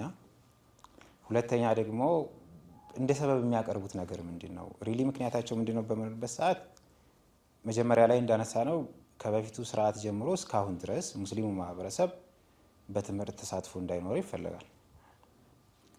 ከትምህርት እንዲገፋ ይፈለጋል። ከትምህርት ተገፋና ትምህርት ላይ ተሳትፎ የለውም ማለት በተመሳሳይ ከማህበራዊ ጉዳዮች ይገፋል ማለት ነው። ከፖለቲካ እንቅስቃሴዎች ይገፋል ማለት ነው። እንደ አጠቃላይ ከሀገራዊ ተሳትፎዎች ይገፋል ማለት ነው። ይህንን ሀገራችንን በደንብ አድርገን ብንመለከታት ከኛ በኩል የሚኖር ምክንያትም ኖሮ ሳለ ከኤክስተርናሊ ከውጭም አካላቶች ከነሱም በመጣ ግፊት ያለንበትን ሁኔታ ያለንበትን ስታተስ ቁልጭ አድርገን መረዳት እንችላለን። ትምህርት ላይ ከፍተኛ ትምህርት ተቋማት ውስጥ በምንመለከትበት ሰዓት የሙስሊሙ ተማሪ ቁጥር ከ20% አይበልጥም። 16፣ 17፣ 18 አካባቢ ነው። እንደ ሀገር ግን ቁጥራችን 50% ነው ብለን ነው የምናምነው ነው። የፖለቲካ አመራር ላይ፣ የማህበራዊ ተሳትፎ ላይ፣ የሀገራዊ ተሳትፎ ላይ የሙስሊሙ ማህበረሰብ ቁጥር እንደ አጠቃላይ ከሀገሪቱ ፖፑሌሽን አንጻር ምን ያክል ነው ያለውም ብለን በምንመለከትበት ሰዓት ግልጽ ነው። በአመራርነት ደረጃ ላይ፣ በእንቅስቃሴ ደረጃ ላይ፣ ኢንፍሉዌንስ በመፍጠር ደረጃ ላይ ትላልቅ የንግድ ካምፓኒ ትምህርት የሚፈልጉ ድርጅቶች ላይ የሙስሊሙ ማህበረሰብ ውክልና ምን ያክል ነው ብለን በምንመለከትበት ሰዓት በጣም አናሳ ነው። ከቁጥሩ አንጻር ምንም ነው ማለት እንችላለን። ሰው እንደ ዋና ምክንያት ልንጠቅስ የምንችለው በምክንያትነት ደረጃ አሁን ላነሳናቸው እያንዳንዱ ስኬቶች፣ እያንዳንዱ ተጽዕኖዎች ትምህርት እንደ ቅድመ ሁኔታ ስለሚሆን ማህበረሰባችንን ከትምህርት መግፋታቸው ይህን ውጤት ስለሚያመጣላቸው የፈለጉትን ሰበብ የፈለጉትን ምክንያት እየፈጠሩ እንዲወገድ እንዲሸሽ ያደርጉታል ማለት ነው። ኦን ደ ግራውንድ ስፔሲፊክሊ በእነዚህ መብቶቻችን ዙሪያ ከእነርሱ ጋር ዲስከስ በምናደርግበት ሰዓት ደግሞ የሚያነሷቸው ምክንያቶች አሉ።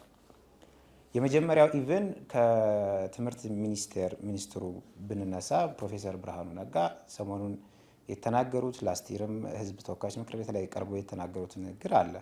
ኢቨን ሲመጡ በሚመጡበት ሰዓት እኛ ሂጃብን አልከለከልንም፣ የከለከልነው ኒቃብን ነው ብለው በመጀመሪያ ደረጃ ኢቨን ክልከላ እንደሌለ የሙስሊም ተማሪዎች መብት ሙሉ ለሙሉ እንደተከበረ ለማስቀመጥ ይሞክራሉ።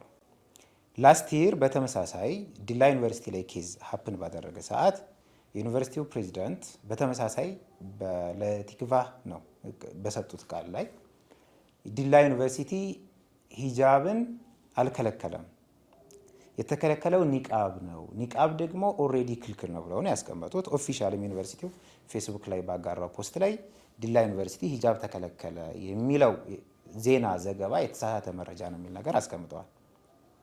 አዲስ አበባ ዩኒቨርሲቲም ጋር አሁን በተመሳሳይ የዩኒቨርሲቲው ፕሬዚዳንት አሁንም ለቲክቫህ በሰጡት ቃል መሰረት ተማሪዎች በጣም ጠይቀው ነበር። የሆነ ሰዓት በዩኒቨርሲቲው ራስ ገዝነት ዙሪያ ከዩኒቨርሲቲው ጋር ያደረገው ቆይታ ነበር ቲክቫህ። የዛኔ ምን ይጠየቅላችሁ ተብሎ ሲጠየቅ በመቶዎች የሚቆጠሩ ተማሪዎች በሙስሊም ተማሪዎች ላይ እየደረሰ ያለው ጭቆና ስፔሻሊ ዩኒቨርሲቲው ራስ ገዝ ከሆነ በኋላ ስለዛ ይጠየቅልን ምክንያቱ ምንድን ነው ተብለውን በተጠየቁበት ሰዓት እሳቸው ያስቀመጡት ነገር አዲስ አበባ ዩኒቨርሲቲ ኒቃብ ተከልክሏል ሲባል ሂጃብ ተከልክሏል ሲባል ከውጭ አካላቶች ሰምቻለሁ። ግን ሪሊ ኦን ዘ ግራውንድ እየተባለ ያለው ነገር ስህተት ነው። ኒቃቢስት ተማሪዎች አልተከለከሉም፣ ስገባ ስውጣ ያለሁኝ የሚል ነገር ነው ያስቀመጡት። እዚህ ጋር በምንመጣበት ሰዓት ይሄ በመጀመሪያ ደረጃ የፌዴራል መጅሊስ ፕሬዚዳንት የሆኑት ሀጂ ኢብራሂም ከ2 ቀን በፊት የተናገሩት ንግግር አለ። ማን ስልጣን ሰጥቷቸው ነው? እነዚህ አካላቶች የሃይማኖት ተቋማት አይደሉም፣ የሃይማኖት መሪዎች አይደሉም፣ ኢቭን ሙስሊሞች አይደሉም። ኒቃብና ሂጃብ ብለው የሚለዩት በየትኛው አውቶሪቲያቸው ነው? ይሄ ጉዳይ የዑለማ ምክር ቤት የሸሪዓ ፍርድ ቤት ጉዳይ ነው። ዩኒቨርሲቲዎች ወይም ደግሞ እነዚህ አካላቶች የዑለማ ምክር ቤት አባል ናቸው ወይ? የሸሪዓ ፍርድ ቤት ዳኞች ናቸው ወይ? ይሄ ጉዳይ ይመለከታቸዋል ወይ? ፍሮም ዘ ቬሪ ቢጊኒንግ በምንመለከትበት ሰዓት ኢቨን ወደ ኋላ ተከትለን የምናስቀምጠውን ሴኩላሪዝም ከመጀመሪያው እየጣሱ ያሉት እነሱ ናቸው። እዚህ ጋር የኛ የሃይማኖት አባቶች ልጆቻችን ወይም ደግሞ ሃይማኖቱ ኒቃብ እንዲለብሱ ያዛቸዋል ብለው በሚያስቀምጡበት ሰዓት እነሱ ደግሞ እዚያ ጋር ተቀምጠው አይ ኒቃብ መለበስ የለበትም፣ ኒቃብ መልበስ ክልክል ነው ብለው ክሌም አደረጉ ማለት ያለ ስራቸው ያለ ተግባራቸው ገብተው በሃይማኖት ውስጥ ገብተው ሴኩላሪዝምን ጥሰው የትምህርት ተቋማቶችን የሃይማኖት ተቋማት ያስመሰሏቸው እነሱ ናቸው። እንደ መጀመሪያ ምክንያትም የሚያቀርቡት ትክክልም ያልሆነ የሚያስጠይቅ የሚያስከስስ ክሌም ከነርሱ በኩል ይሄ ነው። ሁለተኛ ደረጃ ባይዘዌ ይህንን ተከራክረናቸው ተወያይተናቸው ጭርስ ስናደርግ ሴኩላሪዝም የሚል ነገር ነው የሚያነሱት። እዚያ ጋር ወንድሞቼ በዝርዝር ስላስቀመጡት ዝርዝር ነገር አላስቀምጥም፣ ግን ላሰምርበት የምፈልገው ፖይንት ሴኩላሪዝም ተናደ የምንለው በአንደርስታንዲንግ ደረጃ ሙስሊም ተማሪዎች ተቋሙ ዩኒቨርሲቲ ወይም ደግሞ ትምህርት ቤቶች እኛን ይምሰል ሲሉ ነው። ዳት ሚንስ ለምሳሌ በእስልምና ኒቃብን መልበስ ሂጃብን መልበስ አጅር አለው። ስለዚህ የዩኒቨርሲቲ አመራሮች ከፕሬዚዳንቱ ጀምሮ ወይም ደግሞ ተማሪዎቹ ኒቃብን መልበስ አለባቸው ሂጃብን መልበስ አለባቸው ካሉ የዚህን ጊዜ ሴኩላሪዝምን ጣሱ ይባላል። በእነሱም በተመሳሳይ ደግሞ በምንመጣበት ሰዓት በእጃዙር እናንተ ይሄን ነገር ነው መልበስ ያለባችሁ ብለው የሆነ መለበስ ያለበትን ሃይማኖታዊ ነገር የሚጥስን ነገር ካመጡ they are creating their own religion ማለት ነው አይደለ? የራሳቸውን ሃይማኖት እየፈጠሩ ነው። እንደ እስልምና እኮ የምናምነው ለምሳሌ ተራቁቶ የሚለብሱ ሰዎች ከዚያም ውጪ አግባብነት የሌላቸው ልብሶች የሚለብሱ አካላቶች የምዕራቡን ዓለም ባህል እየተከተሉ ነው። የምዕራቡ ዓለም ደግሞ በሃይማኖት ደረጃ ኤቴይዝምን እየያዘ ነው። ሃይማኖት የለሽነትን ሃይማኖቱ እያደረገ ነው አይደል? ያንን ሃይማኖት እየሰበኩን ነው ብለን ነው የምናምነው። በዚህ አግባብ በሴኩላሪዝም ሽፋን ደግሞ ኤቴይዝምን እኛን ሊግቱን በሚሞክሩበት ሰዓት የራሳቸውን ሃይማኖት የራሳቸውን አካሄድ እያደረጉ ነው። they are violating the rule of secularism ብለን ነው የምናምነው። በዚህ ላይን ሊያከባብረን ሊያኗኑረን የሚችለው ነገር መስመሯን አጥብቀው የሃይማኖት ነጻነት መብት የሚለውን አንዱ ካንዱ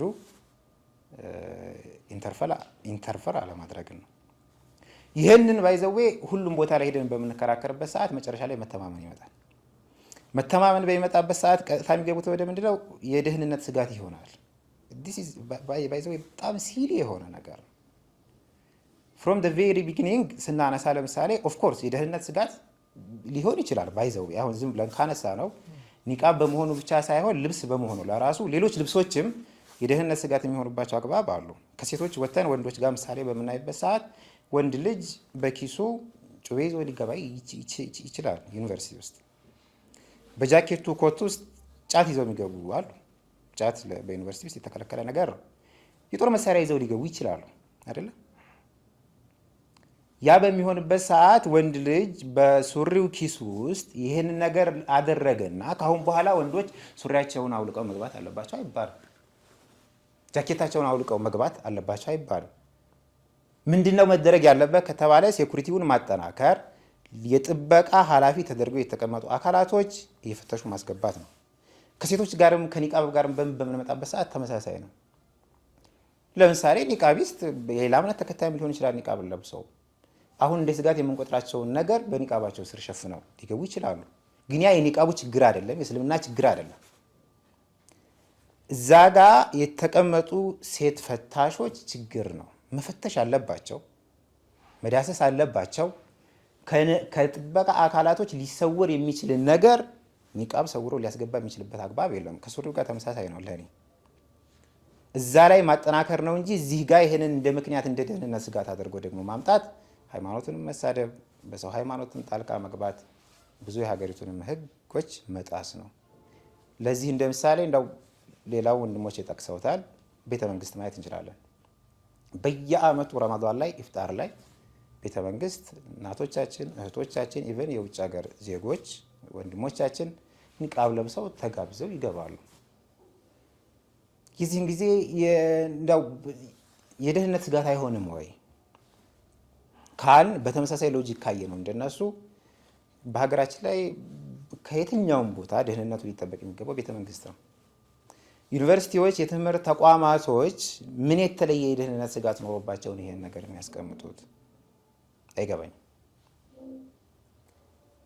ከዛም ውጭ ያሉ አይ ቲንክ ገንዘቦቻችን ይዘንባቸው የምንሄዳቸው ንግድ ባንክ፣ ቴሌ ምናምን ተቋማቶችን መጥቀስ እንችላለን።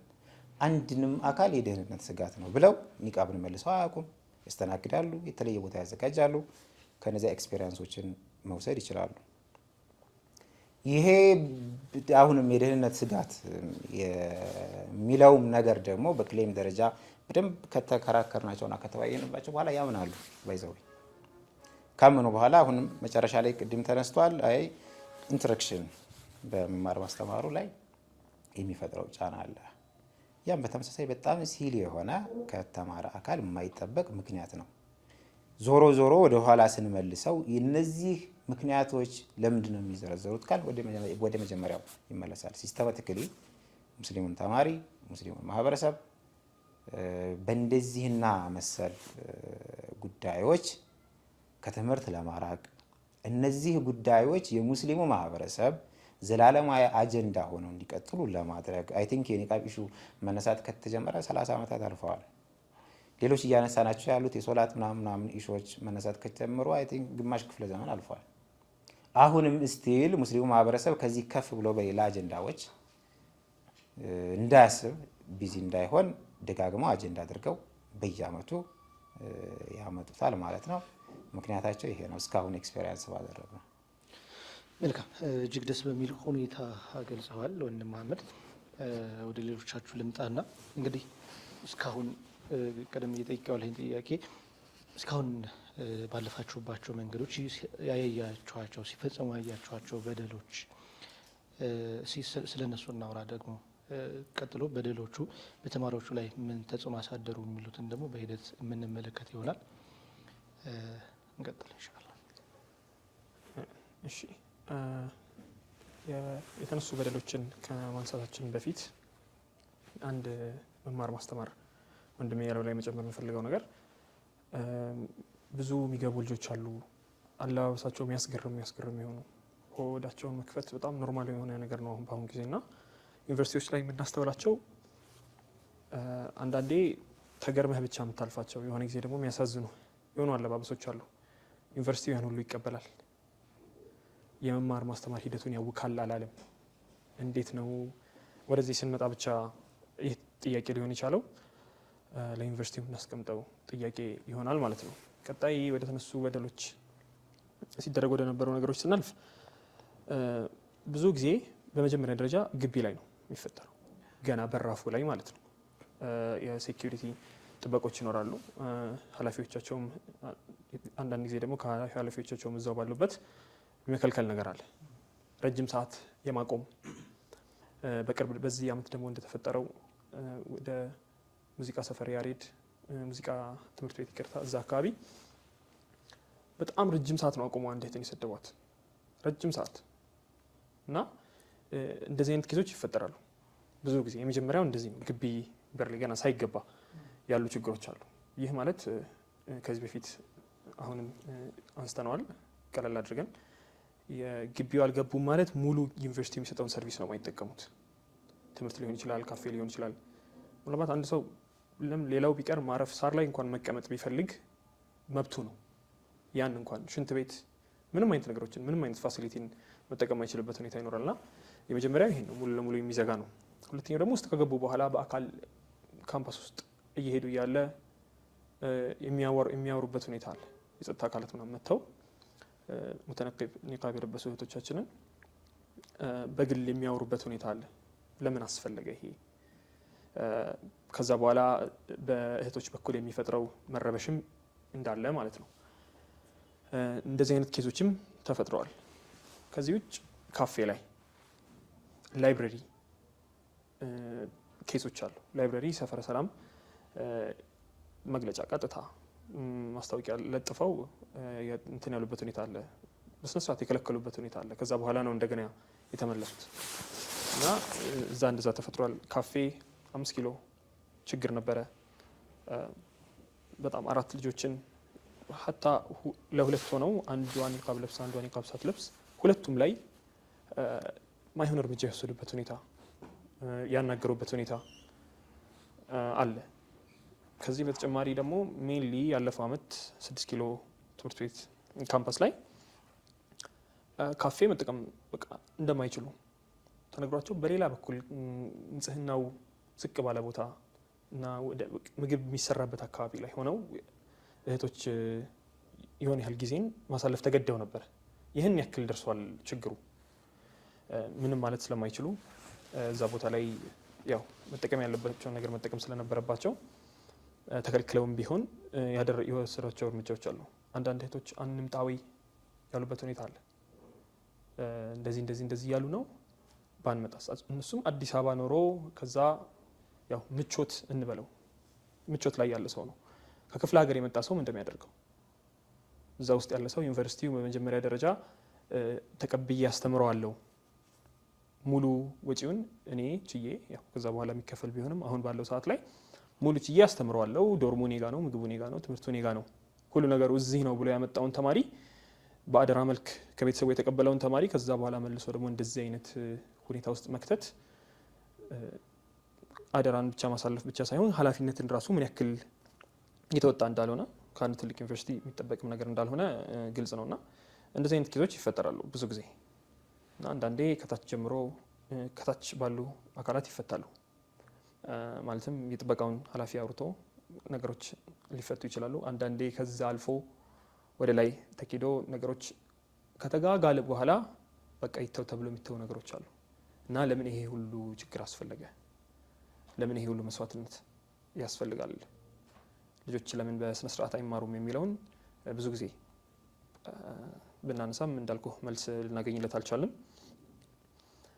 አንዳንድ ጊዜ ደግሞ ጭራሽ እዛው ባለህበት ሁኔታ ላይ የሆነ ቦታ ተከልክሏል፣ የሆነ ቦታ አልተከለከለም አይነት ነገር አለ፣ የሚያወዛግብ ነገር ያለበት ሁኔታ። ከዛ ምን ሆናችሁ ነው አይነት ብለን እንደገና እንዳልኩ ወደ ማናገር ተገብቶ የሚፈቱ ኬዞች አሉ እና እነዚህ ሁሉ እህቶችን እያጉላላ ነው። በመጀመሪያ ደረጃ ሁል ጊዜም እነሱ ጋር ከደረሰ በኋላ ነው እኛ ጋር የሚመጣው። ሲከለከሉ ነው የምናውቀው እና ይህ ነገር ጫና እየፈጠረ ነው እና እነዚህ ናቸው ያሉ ኬዞች። ሌሎችንም ወደ ውስጥ ብንገባ ብዙ አሉ። ነገር ግን እዚህ ላይ ለማቆም እንገደዳለን።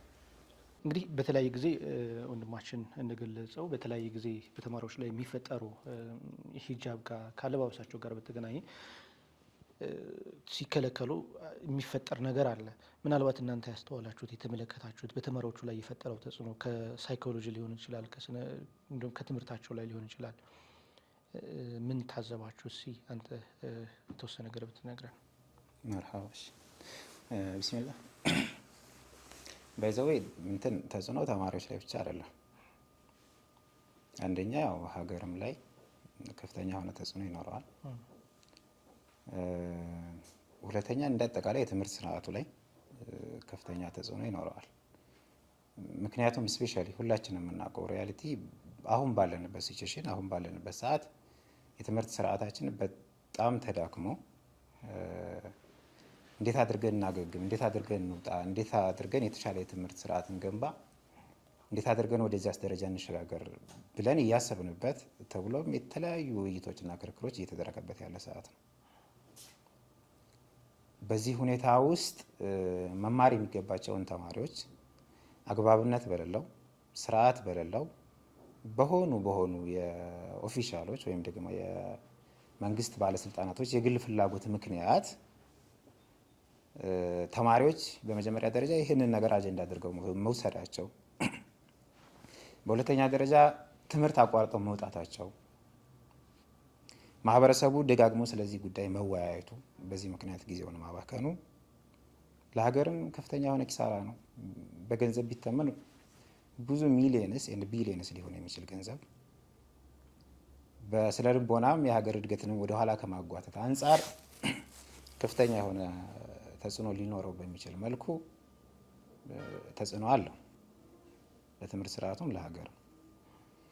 በሁለተኛ ደረጃ እንደ ሙስሊም ማህበረሰብ እንዳጠቃላይ ስናስቀምጠው ቅድም ለመግለጽ ሞክሬያለሁኝ። ሙስሊሙ ማህበረሰብ መማር ባለበት ልክ አልተማረም። በሀገራዊ ጉዳዮች ላይ መሳተፍ ባለበት ልክ አልተሳተፈም።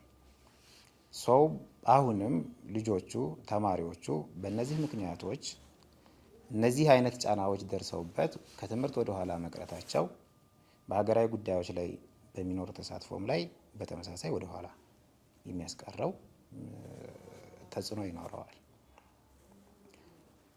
ሶስተኛ ኢቨን ከትምህርቱ ውጭ ያሉትን ኖርማሊ ማህበረሰብ ህጻናትን ስፔሻሊ ደጋግሜ ኢቨን የማነሳው ነገር ነው። ልጅ ባለሁበት ሰዓት ዩኒቨርሲቲ ሳልገባ እንዳውም ሀይ ስኩል ምናምን ላይ ክሪም አውልቁ ምናምን የሚባልበት ጊዜም ነበር። ኢቨን በእኛ ኤጅ በምናውቅ እና ሲስተር አልሄድም ትል ነበር ትምህርት ቤት። ለምንድነው ትምህርት ቤት የማትሄጂው ስንላት አይ ክሪምሽን አውልቂ ይሉኛል፣ ትምህርት ቤቱ እኮ የኛ አይደለም ብላ ታነሳለች። እነዚህ አይነት ነገራቶች ተደጋግመው በሚነሱበት ሰዓት ኢቨን ተተኪ ትውልድ መማር ያለበት ትውልድ ለትምህርት ቤት ያለው አመለካከት ወደፊት በትምህርት ስርዓት ውስጥ አልፎ ሊኖረው ስለሚችለው ፖዚሽን ከልጅነቱ ጀምሮ ኔጌቲቭሊ እያሰበ ነው የሚመጣው። ያ ተጽዕኖ አለው። ወደ ተማሪዎቹ ቀጥታ ገብተን በምንመለከትበት ሰዓት በግልጽ ቅድም አስቀምጫለሁኝ፣ በጣም ብዙ ተማሪዎች ከትምህርት ተፈናቅለዋል። 2005 2006 በገፍ የተባረሩበትን ሁኔታ አንስቻለሁ። ኢቨን በዚህ ምክንያት የታሰሩ ተማሪዎች አሉ፣ የሚታሰሩ ተማሪዎች አሉ። ኢቨን አብዛኛው ሰው የሚያውቀው ኬዝ ይመስለኛል ወሎ ዩኒቨርሲቲ ላይ በጅልባብ ምክንያት ኢቨን በኒቃብ ምክንያት አይደለም፣ 2003 መጨረሻ አካባቢ ይመስለኛል ካልተሳሳትኩኝ 6 ተማሪዎች ለ14 ቀናት ማዕከላዊ እስር ቤት ታስረዋል። 6 ተማሪዎች መጨረሻ ላይ ፍርድ ቤት ተከሰው ቀርበው ምናምን አይነት ነገር ከዛ ከትምህርት ሚኒስቴር ይለቀቁ ተብሎ ጉዳዩ ወደ ያልሆነ ነገር ምናምን ነገር ነው። ኡስታዝ አቡበክር አህመድ የዛኔ የደሴ መጅሊስ ነበሩ። እነሱ ተንቀሳቅሰው እዚህም ያሉ ሌሎች አካላቶች በጣም ተረባርበው ነው እንዲፈቱ የተደረገው። እስከ መታሰር ተደርሰዋል፣ እስከ መባረር ተደርሰዋል። ኢቭን አሁን በጣም የሚያሳዝነው ፓርት ሳስቀምጥ አሁንም ተማሪዎች ወደ ዩኒቨርሲቲ ሲመጡ ኒቃብ የሚከለክል ዩኒቨርሲቲ ነው በሚባልበት ሰዓት ከበር ደርሰው ቢላሂ አልዓዚም የሚመለሱ ተማሪዎች አሉ። ትምህርት ፍሬሽማን ሆነው ከወላጅ ጋር መጥተው አይ ይሄ ዩኒቨርሲቲ እኮ ኒቃብ ይከለክላል ለብሰሽ አትገቢም ስትባል እኔ ከአንደኛ እስከ 12ኛ ክፍል ድረስ ባደግኩበት በማህበረሰቤ በተማርኩበት ትምህርት ቤት ይሄን ነገር ለብሻ አድጌና መጥቼ አሁን እዚህ ስመጣ ማዋድቅበት ምንም ምክንያት የለኝም ብለው የተመለሱ የምናውቃቸው በጣም ብዙ ኬዞች አሉ።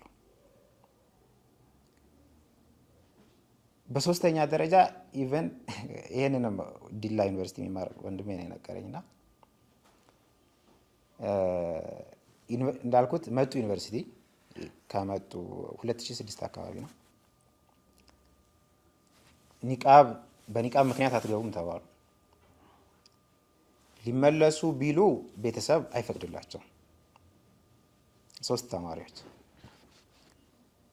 አውልቃችሁ ተማሩ ነው የሚላቸው ምናምን አይነት ነገር ወይም ደግሞ ምናምን መጨረሻ ላይ ምንድነው የወሰኑት? ዩኒቨርሲቲው ሳይገቡ ዩኒቨርሲቲው ጋር እንደሚማሩ አስመስለው እዛው አካባቢ ያለ ቅርብ ኮሌጅ ጀማዓው የሆነ ያክል እየደጎማቸው 4 ዓመት ተምረው የወጡበት አግባብ አለ። በዚህ ያክል ኢንፍሉዌንስ ይደረጋሉ። ወደ ዩኒቨርሲቲ ከገቡ በኋላ ደግሞ አጠቃላይ ያለውን ሀላቸውን በምናይበት ሰዓት ለተለያየ የጥላቻና የነቆራ አካሄድ ተጋላጭ ከመሆን አንስቶ ያልሆነ ነገር እስከ መድረስ ድረስ በሚያደርስ ሁኔታ ኢንፍሉዌንስ ይደረጋሉ። አንድ ምሳሌ ሳነሳ አልተሳሳትኩኝ 2015 ይመስለኛል፣ አሁን 18 አይደል 15 መቱ ዩኒቨርሲቲ በደሌ ካምፓስ ላይ ቡኖ በደሌ የሚገኝ ዞን ነው። አንዲት እህት ነበረች በድርያ የምትባል ኒቃብ ለብሶ መግባት በሰዓቱ አይቻልም ነበር። ከዛ በኋላ ተማሪዎች ባደረጉት ትግል ላስት ይር አስተካከሉ በራሳቸው ጥረት። ይዛኔ አይቻልም ነበረ። ሞከረች፣ ካፌ ከለከሏት ምናምን ስትረግልስ እያደረገች በምትሄድበት ሰዓት ፌዴራል ፖሊስ ዶርም ገብቶ ነው ልጅቱን እየጎተተ ያወጣት። ሎክ ሴት ዶርም ገብቶ 2002 ላይ አይ ቲንክ ዶክተር ፋይዝ መሐመድ ሙስሊም ጠልነት በኢትዮጵያ የሚለው መጽሐፉ ላይ አስፍሮታል ታሪኩን። የሚዛን ቴፒ ዩኒቨርሲቲ ተማሪዎች ውጭ አድረዋል። እንግዲህ ተባረው ምናምን አይነት ነገር አይ ቲንክ ከላብራቶሪ ፊት ለፊት ባለ ኮሪደር ላይ ጅልባብ በመልበሳቸው ምክንያት ውጭ አድረዋል። በዚህ ያክል ልክ ነው። አሁን ወደዚህ ወደ ቅርብ ያለ ሁኔታ ስንመጣ አስቀምጫለሁኝ ዲላ፣ ጅማ፣ አሁንም እዚህ አዲስ አበባ ዩኒቨርሲቲ ምናምን አይነት ነገር ባለ ሲቹዌሽን በጨለማ ከበር ላይ ኒቃብ ስለለበሳችሁ ግቢ ልትገቡ አትችሉም ተብለው እንደፈለጋችሁ ሁኑ እኮ ነው አይደል? ከፈለገ ጅብ ብላችሁ ከፈለገ እንደፈለጋችሁ ሁኑ አይመለከተንም ነው። ግቢ ሲገቡ አንቺ ይሄ እኮ ያሸባሪ አለባበስ ነው እስከ ማለት የሚደርሱ የግቢ አመራር በአመራርነት ደረጃ ላይ ያለ ጥበቃ በተለያዩ ዩኒቨርሲቲዎች አሉ። ያልሆነ አግባብነት የሌለው የሚበጀንን የማይገልጽ ንግግር ጥላቻን እንዲያስተጋቡ ይፈቅዳል። ይሄ በትንሹ ነው። እነዚህ ነገራቶች እነዚህ ሁኔታዎች በተዘዋዋሪም ሆነ በቀጥታ ያው እስካሁን ባለው ሂደት በሙስሊም ተማሪዎች ላይ የደረሱ እዚህ ጋር ደርሰናል ማለት ነው። አጠቃላይ ያለው ተጽዕኖ ይሄ ነው። ዘርዘር ብለን ኬዞችን በምንመለከትበት ሰዓት ብዙ አሳዛኝ ታሪኮች አሉ። ጀነራሊ ግን ቀጥታ የሚደርሱት ትንኮሳዎችና አጠቃላይ ተጽዕኖዎች ይህን ይመስላል። ያው እነዚህ ዩኒቨርሲቲዎች ናቸው እንጂ ሃይስኩል ራሱ ብንመለከት እዚህ በቅርብ እዚሁ አፍንጫችን ስር ጉንችሬ ቆንጆ ስቲል ተማሪዎቹ ያው በተለያየ መሸኛም በምንም አድርገው የተማሩ አሉ። ትምህርታቸውን የሚያቋርጡ አሉ። እስካሁን እስከምናወራበት ሰዓት ድረስ ደግሞ መማር ያልቻሉ 1 ዓመት ከትምህርት ገበታ ውጭ ነው የቆዩ የአክሱም እህቶቻችን አሉና በሂጃብ ምክንያት ሂጃብ ትንሿ እንትኗ ማለት ነው ኒቃብ ምናምን አይደለም ችግር ማስከዝች እስከምትለብሷን ተከልክለው አሁን ላይ እንደውም ከተማ ላይ ሁሉ መንቀሳቀስ አትችሉም እንደዛ ለብሳችሁ የሚባል ደረጃ ሁሉ ደርሷል። ይሄንን ነገር የሚታገለው አካል ሁላችንም ዛሬ ነገ በልጆቻችን ላይ ይመጣል ብለን ካልታገል ነው ልክ እንደ አክሱም እንዳሉት እህቶቻችን ነው እያየናቸው ነው። 1 ዓመት ከትምህርት ገበታ ውጭ የሆኑት 2ኛ ዓመት እየደገሙ ነው። አሁን ኦልሬዲ 3ኛ ወር ደርሰናል አይደል? የትምህርት ከተጀመረ ደግሞ 2 ወር ሆነው ማለት ነው። 2ኛ ዓመት እየደገሙ ነው። ማንም ግን ምንም ሊያደርግላቸው አልቻለም። እና ይህን ነገር አንተም እንዳነሳው ልንታገለው ይገባልና እስኪ እንደው ወደ እናንተ መለስ ልበልና እንደ አሁን እናንተ የጀምዓ መሪዎች ናችሁ። አንተ የአጠቃላይ ከፍተኛ ትምህርት እንዲሁም እናንተ የአዲስ አበባ ዩኒቨርሲቲ ምን አደረጋችሁ? እናንተ እንደ ጀምዓ ምን ሰራችሁ? ከዚህ ጋር በተገናኘ የት ቦታ ሄዳችሁ? ማንን ጠይቃችሁ? ምን ደረጃ ድረስ ደረሳችሁ? ከዚህ ጋር ያለውን እናንተ ንገሩኝ። እንደ አዲስ አበባ ይህ ነገር መፈጠሩ አዲስ አበባ ዩኒቨርሲቲ ውስጥ ያመጣቸው ትልቅ ተጽዕኖዎች አሉ። ቅድም አንዱን አንስቼዋለሁ። አንድ እህት ልመለስ ወይ ብላለች። የሆነ ቀን ክላስ ነበራትና ትላንትና ከልክለውኛል፣ ዛሬም እንደዛ የሚያደርጉ ከሆነ ምንም አልሰራም ብላ ፍርሃትን ባለበት መልኩ ልቅር እንዴ ብላ ጠይቃ ነበረ። እዛ ያው አትቅሪ ምናምን የሚለውን ነገር ከዛ በኋላ ከሷ ጋር አውርተንበታል። ነገር ግን ስለ ልቦናዊ ጫናውን ነው የሚያሳየው። እሷ አንድ ሰው ነች። ሌላ አንድ እሷ አይነት ስንት ሰዎች እንዳሉ መገመት ነው አንደኛ። ሁለተኛ ደግሞ ሼህ ሀጂ ኢብራሂም ቱፋ እንደተናገሩት በራሳችን ተቋም ብለዋል እና በራሳችን ተቋም የራሳችን መከበር ነው እየተጠየቀ ያለው። እየፈጠረ ያለውም ጫና በቃ ይሄ የኔ አይደለም፣ ይሄ እኛን የሚወክል ተቋም አይደለም፣ እዚህ ውስጥ እንደፈለግን በነፃነት ሃይማኖታችንን የሚሆን የትምህርት ሁኔታውን በነፃነት መከታተል አንችልም የሚል አይነት ስሜትን ይፈጥራል። ማንኛውም አይነት ተማሪ አይደለም ሴቶቹ ላይ ሴት እህቶቻችን እንደዛ ሲሆኑ ወንዶቹም ላይ እኛም ላይ እንደዛ የሚፈጥረው እይታ አለ። ከዛ በተጨማሪ ደግሞ ይሄ ነገር ቤተሰብ ጋር ሲደርስ ለአዲስ አበባ ዩኒቨርሲቲ ያለው ምልከታ በዛው ልክ አለ ማለት ነው። ማህበረሰቡ ዘንድ ደግሞ እንደ አጠቃላይ ስታየው ለሆነ ሰው ስትነግረው ምሳሌ አሁን ትንሽ ከዜና አሁን ጊዜ በቅርቡ ካሉት ነገሮች የራቀ ሰው እስካሁን ይሄ ነገር አልተቀረፈም እንዴ አሁንም አለ የሚሉ ሰዎች አሉ።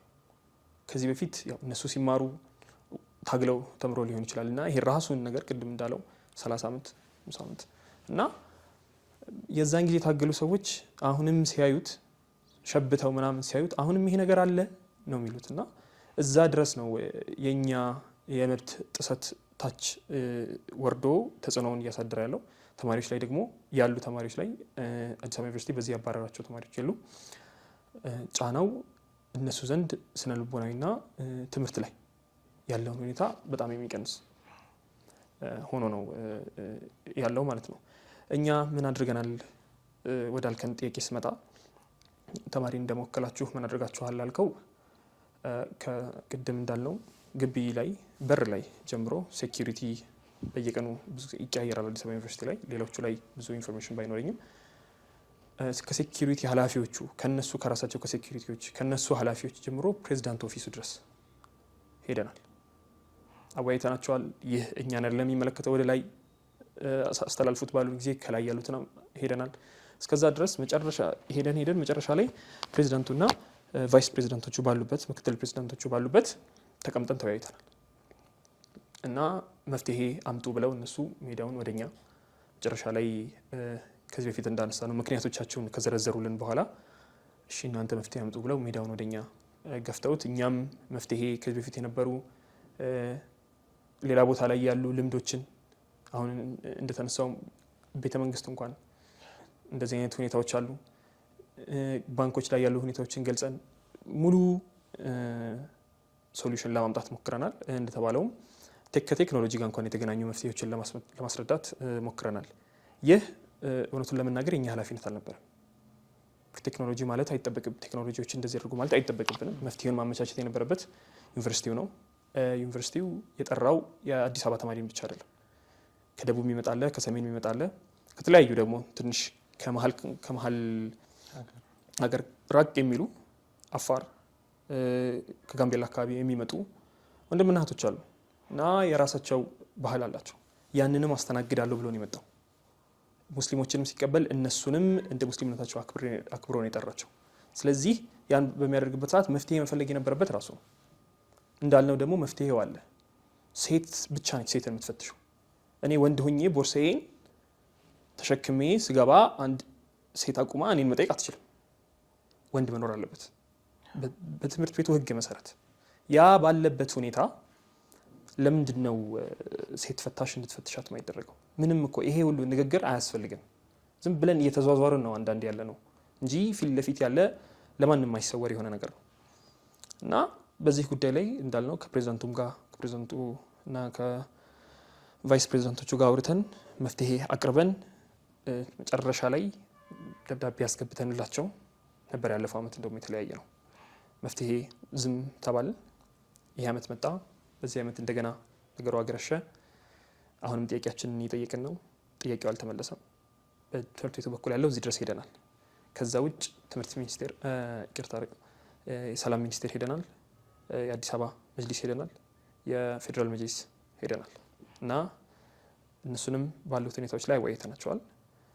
መፍትሄ ነው እየጠበቅን ያለ ነው ከሁሉም ጋር። ከነዚህ ውጭም በዚህ ዓመት እያደረግናቸው ያሉ እንቅስቃሴዎች አሉ። ከነዚህ ውጭም ከህግ አካላቶች ጋር እየሞከርነው ያለ ሁኔታ ነገር አለ።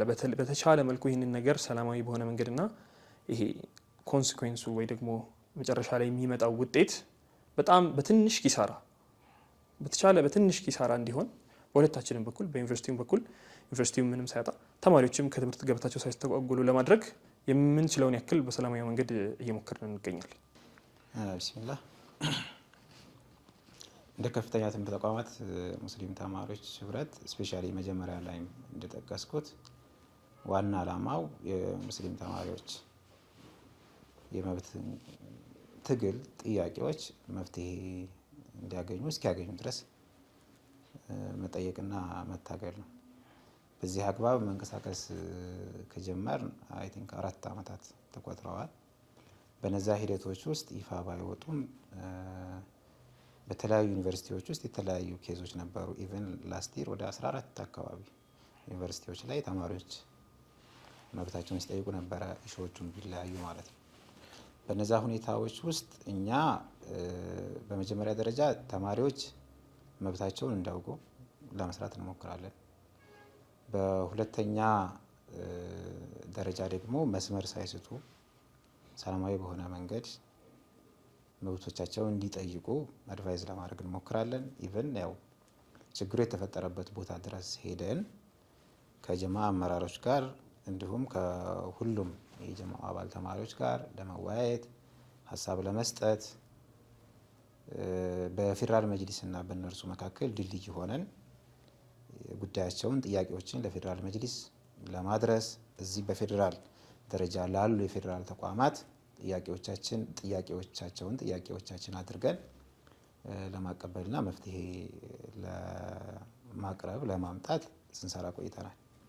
እስካሁንም ባለው ሂደት የተማሪዎች ጥያቄ በሚኖርበት ሰዓት እና ወደ ፌዴራል ማለፍ በሚኖርበት ሰዓት ያው ፌዴራል መጅሊስም ደጋግመን በመመላለስ በጣም ብዙ ጊዜ ትምህርት ሚኒስቴርም ከዚህ በፊት አንድ ጊዜ ሄደን እንዲስተካከል ያደረግነው ጉዳይ አለ። ስፔሻሊ ከተማሪዎች የኤግዚት ኤግዛም ፈተና ጋር ተያይዞ በጁማ ቀን 7 ሰዓት ላይ ፈተና አድርጎ ነበር። ያንንም ትምህርት ሚኒስቴር ድረስ ሄደን ስንሞክር ስንሰራ የነበረበት ሂደት አለ። ለኢትዮጵያ ሃይማኖት ተቋማት ጉባኤ ደብዳቤዎችን በማስገባት ሪስፖንስ እንዲሰጡ ለማድረግ ስንሞክርበት የነበረ አግባብ አለ። በዚህ አውድ ስንንቀሳቀስ ነበር፣ ስንሰራ ነበር። ሰፋ ይላል፣ ጠለቅ ይላል። ያው ኬዞች አንድ ኬዝ ከተያዘ እስከ 3 እስከ 4 ወር የሚዘልቅበት አግባብና ሁኔታ አለ። ብቻ እንዳጠቃላይ የሙስሊሙን ተማሪ ጥያቄ እነዚህ የመብት ጥያቄዎቻቸው የዚህ ትውልድ ኃላፊነት መሆን አለባቸው። ወደ ቀጣዩ ትውልድ መሻገር የለበትም። ይህ ትውልድ በቃ በዚህ አግባብ በዚህ ሂደት በዚህ አውድ ያለውን እዳ ሊያስቀር ይገባል ብለን እየተንቀሳቀስን አለን። አሁንም ስቲል ነው ባሉ ኬዞች የአዲስ አበባ ዩኒቨርሲቲ ጀማዎችም ኬዝ ሊሆን ይችላል፣ ሌሎች ዩኒቨርሲቲዎችም ላይ ይነሳሉ። ያው አብዛኛውን ጊዜ ወደ ሚዲያ አይወጡም። ያ በሚሆንበት ሰዓት ኬዞቹ ሳያድሩ ያው ባቄላ ካደረች አትቆረጥም አይነት ነገር ይባላል። ብዙ ነገር ሳይመጣ ተማሪውም ሁሉም አካል ሪስክ ውስጥ ሳይገባ ትምህርቱ ሳይስተጓጓል ቀለል ባለ መልኩ በመግባባት በውይይት እንዲፈቱ ለማድረግ እየጣርን ያለበት ሁኔታ አለ ማለት ነው። መልካም እንግዲህ ስለ ችግሮቹ አወራን፣ በምን መንገድ ተማሪዎች እንዳለፉ አሁን ያለውን ሁኔታ እናንተ የሚያደርጋቸዋቸውን ነገሮች አወራና እነዚህን ችግሮች ለመፍታት ጊዜያዊ መፍትሄ ሳይሆን ዘላቂ መፍትሄው ምንድን ነው ብላችሁ ታስባላችሁ? ዘላቂ መፍትሄ ስለማምጣት ከማን ምን ይጠበቃል? ከዛ ባሻገር ሰሞኑን የፌዴራል መጅሊሱ ከክልል መጅሊሶች ጋር በመተባበር እያደረገ ያለው እንቅስቃሴ አለ። ይሄ አዲስ የወጣው መመሪያ እንዳይጸድቅ ማለት ነው እና ያንንስ እንዴት ትመለከቱታላችሁ የሚለውን እንመልከትና ፕሮግራማችንን ወደ መቋጨቱ እንመጣለን እንሻለን። እዚህ ጋር አሁንም ቅድም ስቴት ለማድረግ ሞክሬያለሁኝ። ሁላችንም መውሰድ ያለብንና በደንብ አድርገን ከልባችን መቀበል ያለብን ነገር በቃ በኢትዮጵያ ሙስሊሞች ታሪክ በኢትዮጵያ ሙስሊም ተማሪዎች ታሪክ በቃ የሶላትና የሂጃብ አጀንዳ ዳግም አጀንዳ መሆን የለበትም። አጀንዳዋን ሂጃብና ሶላት የማታደርግ ኢትዮጵያ በቃ መፈጠር አለባት። ይህንን ሁላችንም ወደ ልባችን ልንወስድና ልናስገባ ይገባል። ያለፉት ትውልዶች በየትውልዱ የተወጣው ኃላፊነት ለኛ ያመጣው ነጻነት ኢቭን በህግ ደረጃ ኢትዮጵያዊ እንድንባል የተከፈለ ብዙ መስዋዕትነት አለ። ያ ያለፉት ትውልዶች ስኬትና ኃላፊነት ነው። ይህ ትውልድ ደግሞ ይህ ትውልድ ስል ሰፋ ያለ ትውልድ አይደለም። እንዲህ አሁን ያለ ነው 2-3 ዓመት በትምህርት ውስጥ የምናሳልፍ አካላቶች እንደ ኃላፊነት አድርገን መውሰድ አለብን። በቃ ከዚህ ማለፍ የለበትም። ይህንን መጀመሪያ በደንብ ልብ ብለን አጽንኦት ሰጥተን መውሰድ አለብን። ከዛ በሚቀጥልበት ሰዓት ችግሮችን ጠቅለል አድርገን ስናያቸውና ስናመጣቸው በሁለት መልኩ ማየት እንችላለን። የመጀመሪያው ኦልሬዲ በመዋቅር ደረጃ የሚፈጸም የመብት ጥሰት፣ የመብት ጭቆና፣ ረገጣ ሊሆን ይችላል። የሁለተኛው ደግሞ በግለሰብ ደረጃ የሚፈጸም የመብት ጥሰት፣ ጭቆና ነው። በመዋቅር ደረጃ ስንል ትምህርት ሚኒስቴር በሚኒስቴርነት ደረጃ ሙስሊሙ ማህበረሰብ ሊያገል የሚችል መዋቅር በመዘርጋት የሚያገሉ መመሪያዎችን በማውጣት ሙስሊሙ ማህበረሰብ ላይ እንዲደርስ የሚያደርገው ጭቆና ነው። ወደ ታችም ስንወድ የትምህርት ቢሮዎች ምናምን አይነት ነገር ትምህርት መመሪያዎች የሚፈጽሙት መዋቅራዊ ጭቆና ነው። ያንን ለመታገል ቆርጠን መነሳት አለብን። ያንን በምናደርግበት ሰዓት መመሪያዎቹ እንዲስተካከሉ፣ አዋጆቹ እንዲስተካከሉ በማድረግ እነዚህን በምናደርግበት ሰዓት ባይዘው መስተካከል ብቻ አይደለም። ፎር ኤግዛምፕል ጥሩ ሜጀር አፍርማቲቭ አክሽን የምንለው አለ ለሴቶች። ሴቶች በባለፉት ስርዓቶች ውስጥ ስለተጨቆኑ መብታቸው ስለተጓደለ በትምህርትም በስራም በብዙ ዓለም ውስጥ አፍርማቲቭ አክሽን ያስፈልጋቸዋል ተብሎ አፍርማቲቭ አክሽን ይሰጣል። ልክ እንደዚሁ በተመሳሳይ በምናደርጋቸው እንቅስቃሴዎች ውስጥና መመሪያዎች እንዲወጡ በምናደርግበት ሰዓት በመዋቅር ደረጃ ያለው ነገር ጤነኛ እንዲሆን በምንታገልበት ሰዓት ለጥያቄዎቻችን እውቅና የሚሰጡ መመሪያዎች እንዲወጡ ማድረግና መስራት መታገል። ዳት ሚንስ ፎር ኤግዛምፕል አዲስ አበባ ዩኒቨርሲቲ ላይ 6.6 አልንና ኒቃብን የሚከለክል መመሪያ አስቀመጠ ካል ኒቃብ ሰብአዊ መብት እንደሆነ እውቅና የሚሰጥ መመሪያ እንዲወጣ መታገል። ትምህርት ሚኒስቴር ሙሉ ለሙሉ በሃይማኖትን ይገልጻሉ ብሎ ያሰባቸውን ነገራቶች የሚከለክል መመሪያ ካወጣና ሃይማኖታችሁን በር ላይ አውልቃችሁ ግቡ ብሎ የሚያስቀምጥ መመሪያ ካወጣ በተቃራኒው ለነዚህ አይነት ነገራቶች እውቅና የሚሰጥ መመሪያ እንዲወጣ ማድረግ። ከዛ ለፍ ስንል አሁንም ባይዘው መመሪያ ስለወጣ ብቻ መብቶቻችን ይጠበቁልናል ማለት አይደለም። በመመሪያ ደረጃ የተደነገጉ መብቶቻችን ለራሱ ሆነው የማይከበሩ በጣም ብዙ እንደ ተማሪ እንደ ሙስሊም ማህበረሰብም መብቶች አሉ። እንዳንድ ኤግዛምፕል ብናነሳ የጁማ ኬዝ አይ ቲንክ ሀሩን ሚዳም ከዚህ በፊት ስፔሻሊ ከአየር መንገድም ጋር ከትምህርት ቤቶችም ጋር ያይዞ ዘገባ ሲሰራ ነበረ። ጁማ ላይ 1987 ላይ በወጣ አዋጅ ከ5 ሰዓት ተኩል እስከ 7 ሰዓት ተኩል ማንኛውም የመንግስት መስሪያ ቤት ፍሪ ነው፣ ትምህርትም ምንም አይነት ሰርቪስ አይሰጥም የሚል ግልጽ የሆነ ስቴት ያደረገ መመሪያ አለ። ከታች ከኤሌመንታሪ አንስተን እስከ 12ኛ ክፍል ያሉ ትምህርት ቤቶችን ብናይ፣ አየር መንገድን ብንመለከት፣ ዩኒቨርሲቲዎችን ብናይ ትምህርት ከጧት እስከ 6 ተኩል የሚያስተምሩ ከከሰዓት 7 ሰዓት የሚጀምሩ ትምህርት ቤቶች አሉ። ኢቭን በመመሪያ ደረጃ ራሱ ስቴት ተደርገው አሁንም መመሪያዎቹ ምንን እውቅና መስጠት አለባቸው ብለን ካስቀመጥን ይሄንን ለመከላከል በመመሪያ ደረጃ እንደዚህ አይነት ቫዮሌሽን የሚፈጽሙ ተቋማቶችንና ግለሰቦችን የሚቀጣ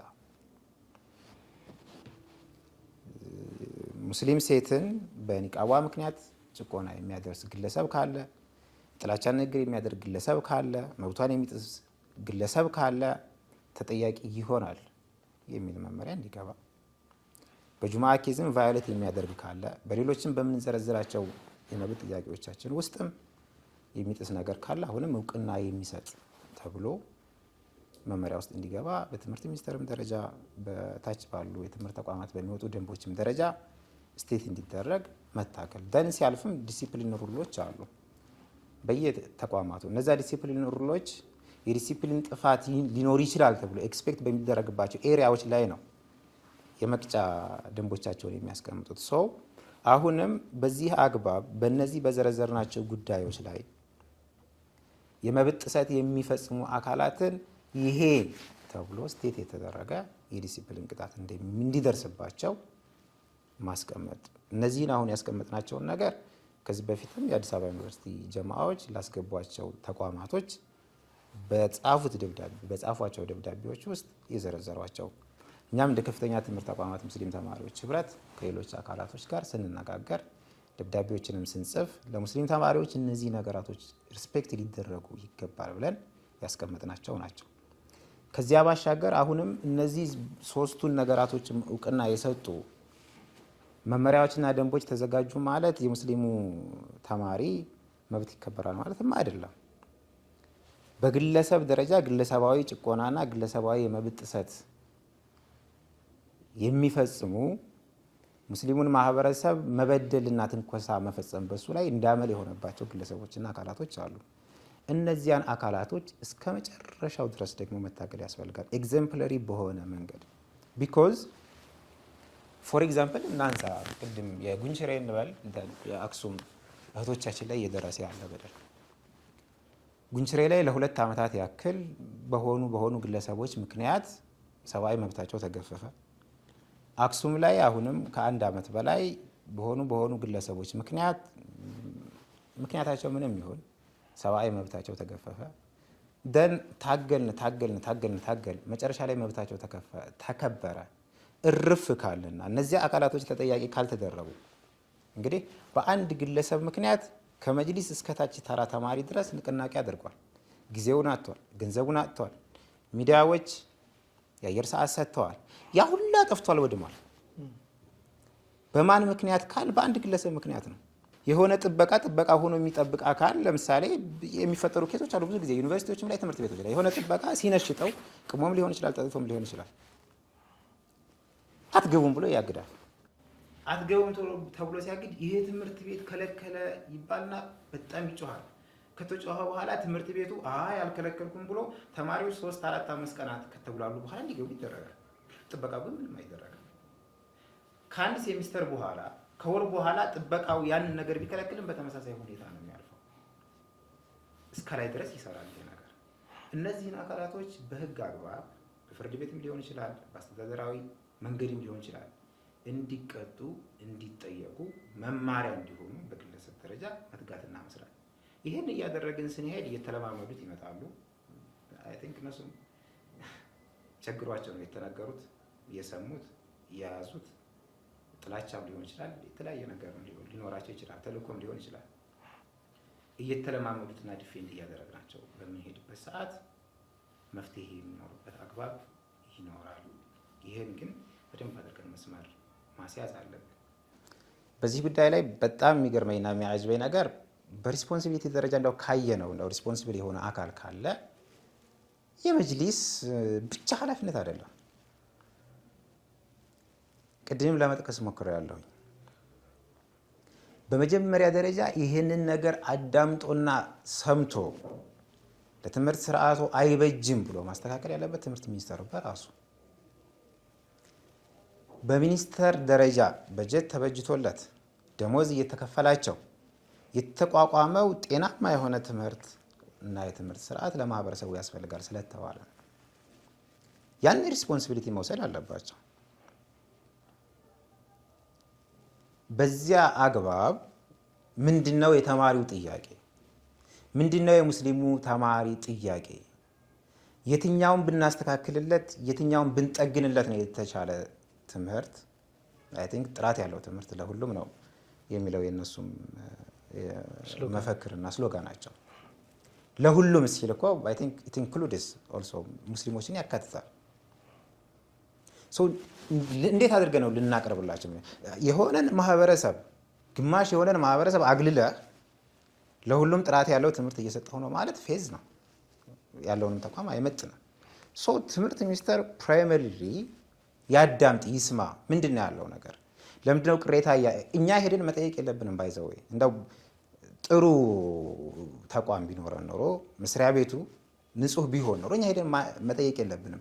በየቦታው በምንጮህበት ሰዓት፣ በየቦታው በምንጠይቅበት ሰዓት የጥያቄያችሁ ግራውንድ ምንድነው እየጠየቃችሁ ያላችሁት ብሎ ማወያየትና መጠየቅ ያለበት እሱ ነው። ከዚህ አግባብ ራሱን ፈትሾ ለሀገር በሚበጅ መልኩ ቢያስተካክል ቢሰራ ኸይር ነው። የሚበጀንም የሚሻለውም ለሀገር የሚጠቅመውም ያ ነው።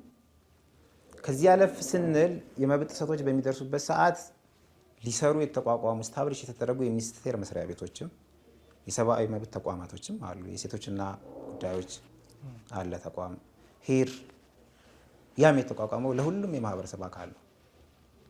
ኢትዮጵያ ውስጥ ላለ ሴትም ወንድም ነው። ሙስሊምም ክርስቲያንም ሃይማኖት የሌለውም አካል ለዛም ነው በሴትነቷ ምክንያት እሷ የመረጠችውን ሃይማኖት ተከትላ የመረጠችውን ልብስ ለብሳ ስትገባ ጭቆናና በደል እየደረሰባት ምን ሆነች ነው ብሎ የማይጠይቅ የሚኒስቴር መስሪያ ቤትና የማይጠይቅ ለሴቶች ይሰራለሁ የሚል ተቋም አሁን ፌዝ ነው። ሰብአዊ መብት ኮሚሽን አይ ቲንክ ሪሊጂየስ ፍሪደም ሪሊጂየስ ኢኳሊቲ they are from human rights አይደል? ሶ የሰብአዊ መብት ኮሚሽን ነኝ በዚያ ልክ ተቋቁም ያለሁ ብሎ ያለም አካል ሀገር ሙሉ በሚጮህበት ሰዓት ሰልፍ እኮ ተወጥቷል ባይዛው አይደል? ትግራይ ክልል ጉንችሬ ላይ ያሉ እህቶቻችን እኮ አዲስ አበባ ድረስ መጥተዋል አይደል? ያን በሚያደርጉበት ሰዓት ምንድነው እየደረሰባችሁ ያለው ብሎ ሪፖርት ለራሱ አጣርቶ አላቀረበም እኮ። ይሄም ተቋማቶቻችንን አይመጥንም። ከዚያም አለፍ ሲል እኔ ባይዘው በጣም ብዙ ጊዜ ያዓጅበኛል። ስፔሻሊ ጸጥታ አካላት ላይ ፌደራል ፖሊስ አካባቢ ምናምን ላይ ያሉ አካላቶች ስናነሳ እዚህ ጋር እኮ ይሄ ነገር ህገ መንግስታዊ መብታችን ነው።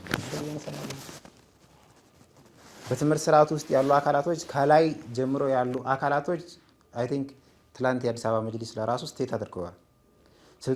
ስልጣናቸውን ያላግባብ እየተጠቀሙ ህገ መንግስቱን እየጣሱ ነው አይደል? ህገ መንግስቱን በሚጥሱበት ሰዓት እዚህ ጋር የተጣሰው ህገ መንግስታዊ አርቲክል የትኛው ነው? ለምንስ ይካሄዳል ብሎ እነዛን አካላቶች እኮ ተጠያቂ ማድረግ አለበት። እየሆነ አይደለም። ይህንንም ሪስፖንሲቢሊቲ የሚመለከታቸው አካላቶች በተመሳሳይ ታሳቢ ማድረግ አለባቸው። የሃይማኖት ተቋማት ጉባኤ ማኒ ኬዝስ በሚፈጠሩበት ሰዓት፣ በሃይማኖቶች ላይ ጥላቻ በሚወረወርበት ሰዓት፣ ሃይማኖት ተኮር ግድያዎች በሚካሄዱበት ሰዓት የተፈጠረበት ቦታ ድረስ በመሄድ ሪፖርት እየሰበሰቡ ያቀርባሉ።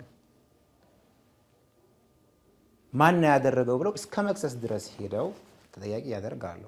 ሂር ለአመታት እነሱ ኢቭን ከተቋቋሙበት ጊዜ አንስተን ለራሱ ካየን አይ ቲንክ 6-5 ዓመት አካባቢ ሞልቷቸዋል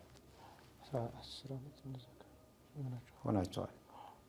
ሶ እዚህ ጋር በሃይማኖታቸው ምክንያት ሙስሊም ተማሪዎች ሙስሊም ሴት ተማሪዎች እየተጨቆኑ ነው። እዛ ጋር የተቋቋመው ተቋም ሃይማኖቶችን የጋራ በሚያደርጋቸው ሁኔታ ተከባብረው እንዲኖሩ ለማድረግ ነው። ይህ ደግሞ እዚህ ጋር ጋሬጣ ፈጥሯል። ለማስተካከል ሪስፖንሲቢሊቲውን ምንድነው እየተፈጠረባችሁ ያለው ብሎ ለምንድነው የማይጠይቀው? they are responsible for this by the way ኢቨን ደግሞ ሰሞኑን እያየን ነው።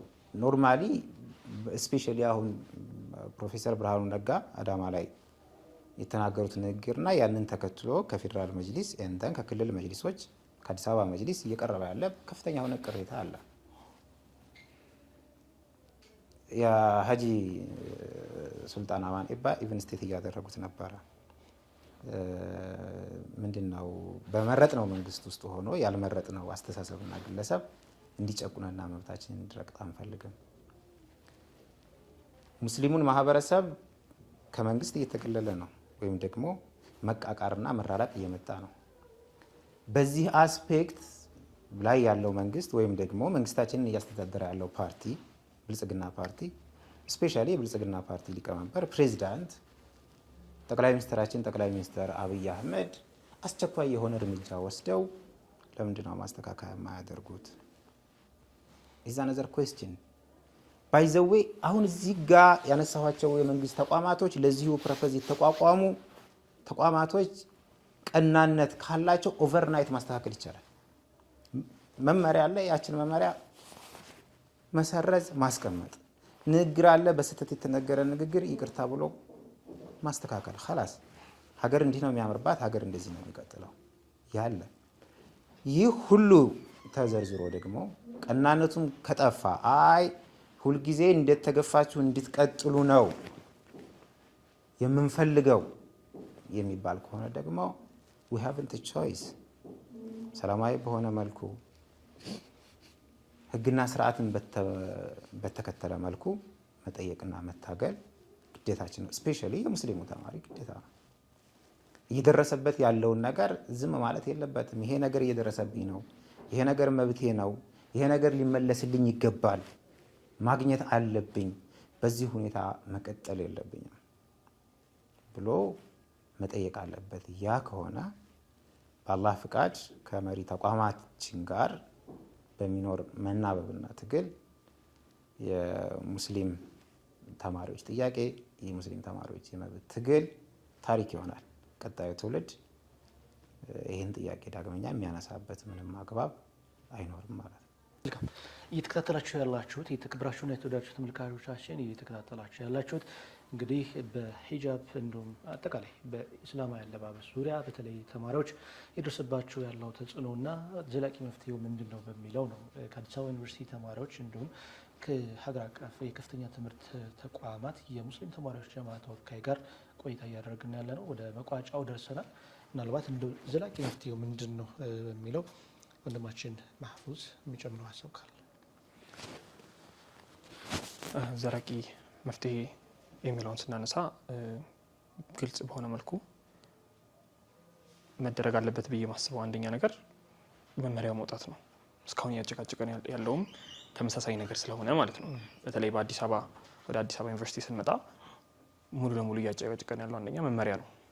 ያቺን ነገር 2 ቃል 3 ቃል አስተካክሎ መጻፍ ቢቻል ይሄ ሁሉ ችግር ይወገዳል። ይሄ ሁሉ ሰዓት መባከን የለበትም። እዛ ያሉ ሰዎችን እኛም ማናገር አይጠበቅብንም። እነሱም እኛን የሚያገኙበት አግባብ አይኖርም። ሁላችንም እኛም ትምህርታችንን እንቀጥላለን፣ እነሱም አስተዳደራቸውን ይቀጥላሉ። ሳንደራረስ እንኖር ነበረ ማለት ነው። ነገር ግን ይህ ችግር እየተፈጠረ ያለው ይቺ የምታክል ነገር መቀየር ባለመቻል ነው እና ማስተላለፍ የምንፈልገው የመጀመሪያው መልእክት ለአዲስ አበባ ዩኒቨርሲቲ ይህንን ህግ አስተካክሉት። መመሪያው የወጣው 2017 ነው። እንደ ማንኛውም ህግ መሻሻል የሚችል ነው። እንደ ማንኛውም ህግ ቅሬታ ሊነሳበት ይችላል። ስለዚህ ከህገ መንግስቱ በታች ያለ ህግ ነው። ቅሬታ ተነስቶበታል። ሰዎች ተወያይተው የሃይማኖት ጉዳይም ስለሆነ ሙሉ ለሙሉ እነሱ እዚህ ውስጥ ገብተው ውሳኔ መስጠት ስለማይችሉ ይህንን ነገር እንዲያነሱልን፣ ካልሆነ ያው ህጉ ራሱ የሚቀጥል ከሆነ ደግሞ የሙስሊሞችን አለባበስ በተመለከተ ግልጽ የሆነ ነገር እንዲቀመጥ ሙሉ ለሙሉ አስቀምጠው ቅድም እንዳልነው የአተረጓጎም ሁኔታ ላይ ክርክር የሚያነሱ ሰዎች አሉ። ስለዚህ ይህንን በር ለመዝጋት ወይ ራሱን ህግ መቀየር ነው፣ ካልሆነ ደግሞ ነጥሎ ኒቃብ እንዳልተከለከለ በስነ ስርዓት ፊት ለፊት ማንም ሰው ሊረዳ በሚችል መልኩ ማስቀመጥ። ይህንን ነው አንደኛ መልእክት የምናስተላልፈው። ሌላኛው ለመጅሊስ ለአዲስ አበባም ይሁን ለፌዴራል አላህ ከጀዛቸውን ይክፈላቸው በዚህ ጉዳይ በቅርቡ ያለው እንቅስቃሴ አሪፍ ነው፣ ቀጥሉበት። እኛንም የምንችለውን በእኛ በኩል እናደርጋለን፣ አግዙን ነው የምንለው። ሌላው አብዛኛው ሀገር ላይ ካሉ ተቋማት ነው። የሰብአዊ መብት ኮሚሽን ተነስቷል፣ የሴቶችና ማህበራዊ ጉዳይ። እነዚህ ሰዎች ሲጀመር የተቋቋሙላቸው ዓላማዎች ናቸው። ስለዚህ እነዚህ ነገሮች ላይ ጠንክረው ገፍተው ቢቀጥሉ እኛ እናርፋለን። ይህ ችግር ገና ቢፈጠር ራሱ ለምን አሁን ዛሬ አዲስ አበባ ዩኒቨርሲቲ 50 ኒቃብ ያደረጉ እህቶችን በር ላይ አቁሟል ቢባል ሙሉ ኃላፊነቱን ወስዶ መስራት ያለበት እኛ አይደለም። እኛ ጭራሽ እንዳላየን አይናችንን ጨፍነን መግባት ነበር የነበረብን። ከዛ እዛ ያለው አካል መጅሊሱም ይሁን የሰብአዊ መብት ኮሚሽን ሁሉ መጥቶ ተወያይቶ ሰዎቹ ልጆቹ ላይ ምንም እንግልት ሳይደርስ መግባት ነው ያለባቸው። ስለዚህ ሁሉም ኃላፊነቱን ጠበቅ አድርጎ ይዞ የሚሰራበትን ሁኔታ በተለይ ደግሞ ለዩኒቨርሲቲያችን አሁንም ደግሜ መናገር የምፈልገው ከህጉ ጋር ተገናኝቶ ያለውን ነገር ግልጽ እንዲያስቀምጥልን ነው። እጅግ ከልብ እናመሰግናለን። አብራችሁን ስለቆያችሁ የተለያዩ ሀሳቦችን ስላነሳችሁ የተከበራችሁና የተወደዳችሁ ተመልካቾቻችን ቀደም እንደጠቀስኩት ከኢስላማዊ አለባበስ እንዲሁም ተማሪዎች ትምህርታቸው ላይ እያሳደረው ያለው ተጽዕኖ በተለያየ ጊዜ በትምህርት ሚኒስቴር የሚወጡ ህጎችና ክልከላዎች እንዲሁም በተቋማቱም ጭምር የሚወጡ ህጎችና ክልከላዎች በሙስሊም ተማሪዎች ላይ እያሳደሩ ያሉትን ተጽዕኖ እንዲሁም ዘላቂ መፍትሄያቸው ምንድን ነው በሚለው ዙሪያ ሰፊ ውይይት አደረግን። በውይይታችን እንግዲህ ከአዲስ አበባ ዩኒቨርሲቲ ወንድሞቻችን ተሳትፏል። የአዲስ አበባ ዩኒቨርሲቲ የሙስሊም ተማሪዎች ጀማዓ ፕሬዚዳንትና ምክትል ፕሬዚዳንት ናቸው። እንዲሁም ወንድማችን መሐመድ አሚን ደግሞ የሀገር አቀፍ የከፍተኛ ትምህርት ተቋማት የሙስሊም ተማሪዎች ጀማዓ ፕሬዚዳንት ነው። እነዚህን ተማሪዎች ማገዝ፣ መብታቸውን እንዲከበር መስራት የሁሉም ሙስሊም ኃላፊነት ነው። እኛ የዛሬው ፕሮግራማችን እዚህ ላይ ቢያበቃም በዚህ ጉዳይ ላይ ግን የተለያዩ ፕሮግራሞችን በማዘጋጀት ወደ እናንተ ማድረሳችንን የምንቀጥል ይሆናል። ቶክሾዎችንም ሌሎች ፕሮግራሞችንም ወደፊት ኢንሻአላህ እናዘጋጃለን። ይህ ፕሮግራም ጫፍ እስከሚደርስ መፍትሄ እስከሚያገኝ ድረስ ይህ ጉዳይ ማለት ነው ከዚህ ወደ ኋላ አንልም። ለዛሬ ግን እዚህ ላይ ያበቃን። በያላችሁበት የዓለም ዳርቻ ሰላም ከእናንተ ጋር ይሁን። ወሰላሙ አለይኩም ወራህመቱላሂ ወበረካቱ። ወአለይኩም ሰላም ወራህመቱላሂ ወበረካቱ።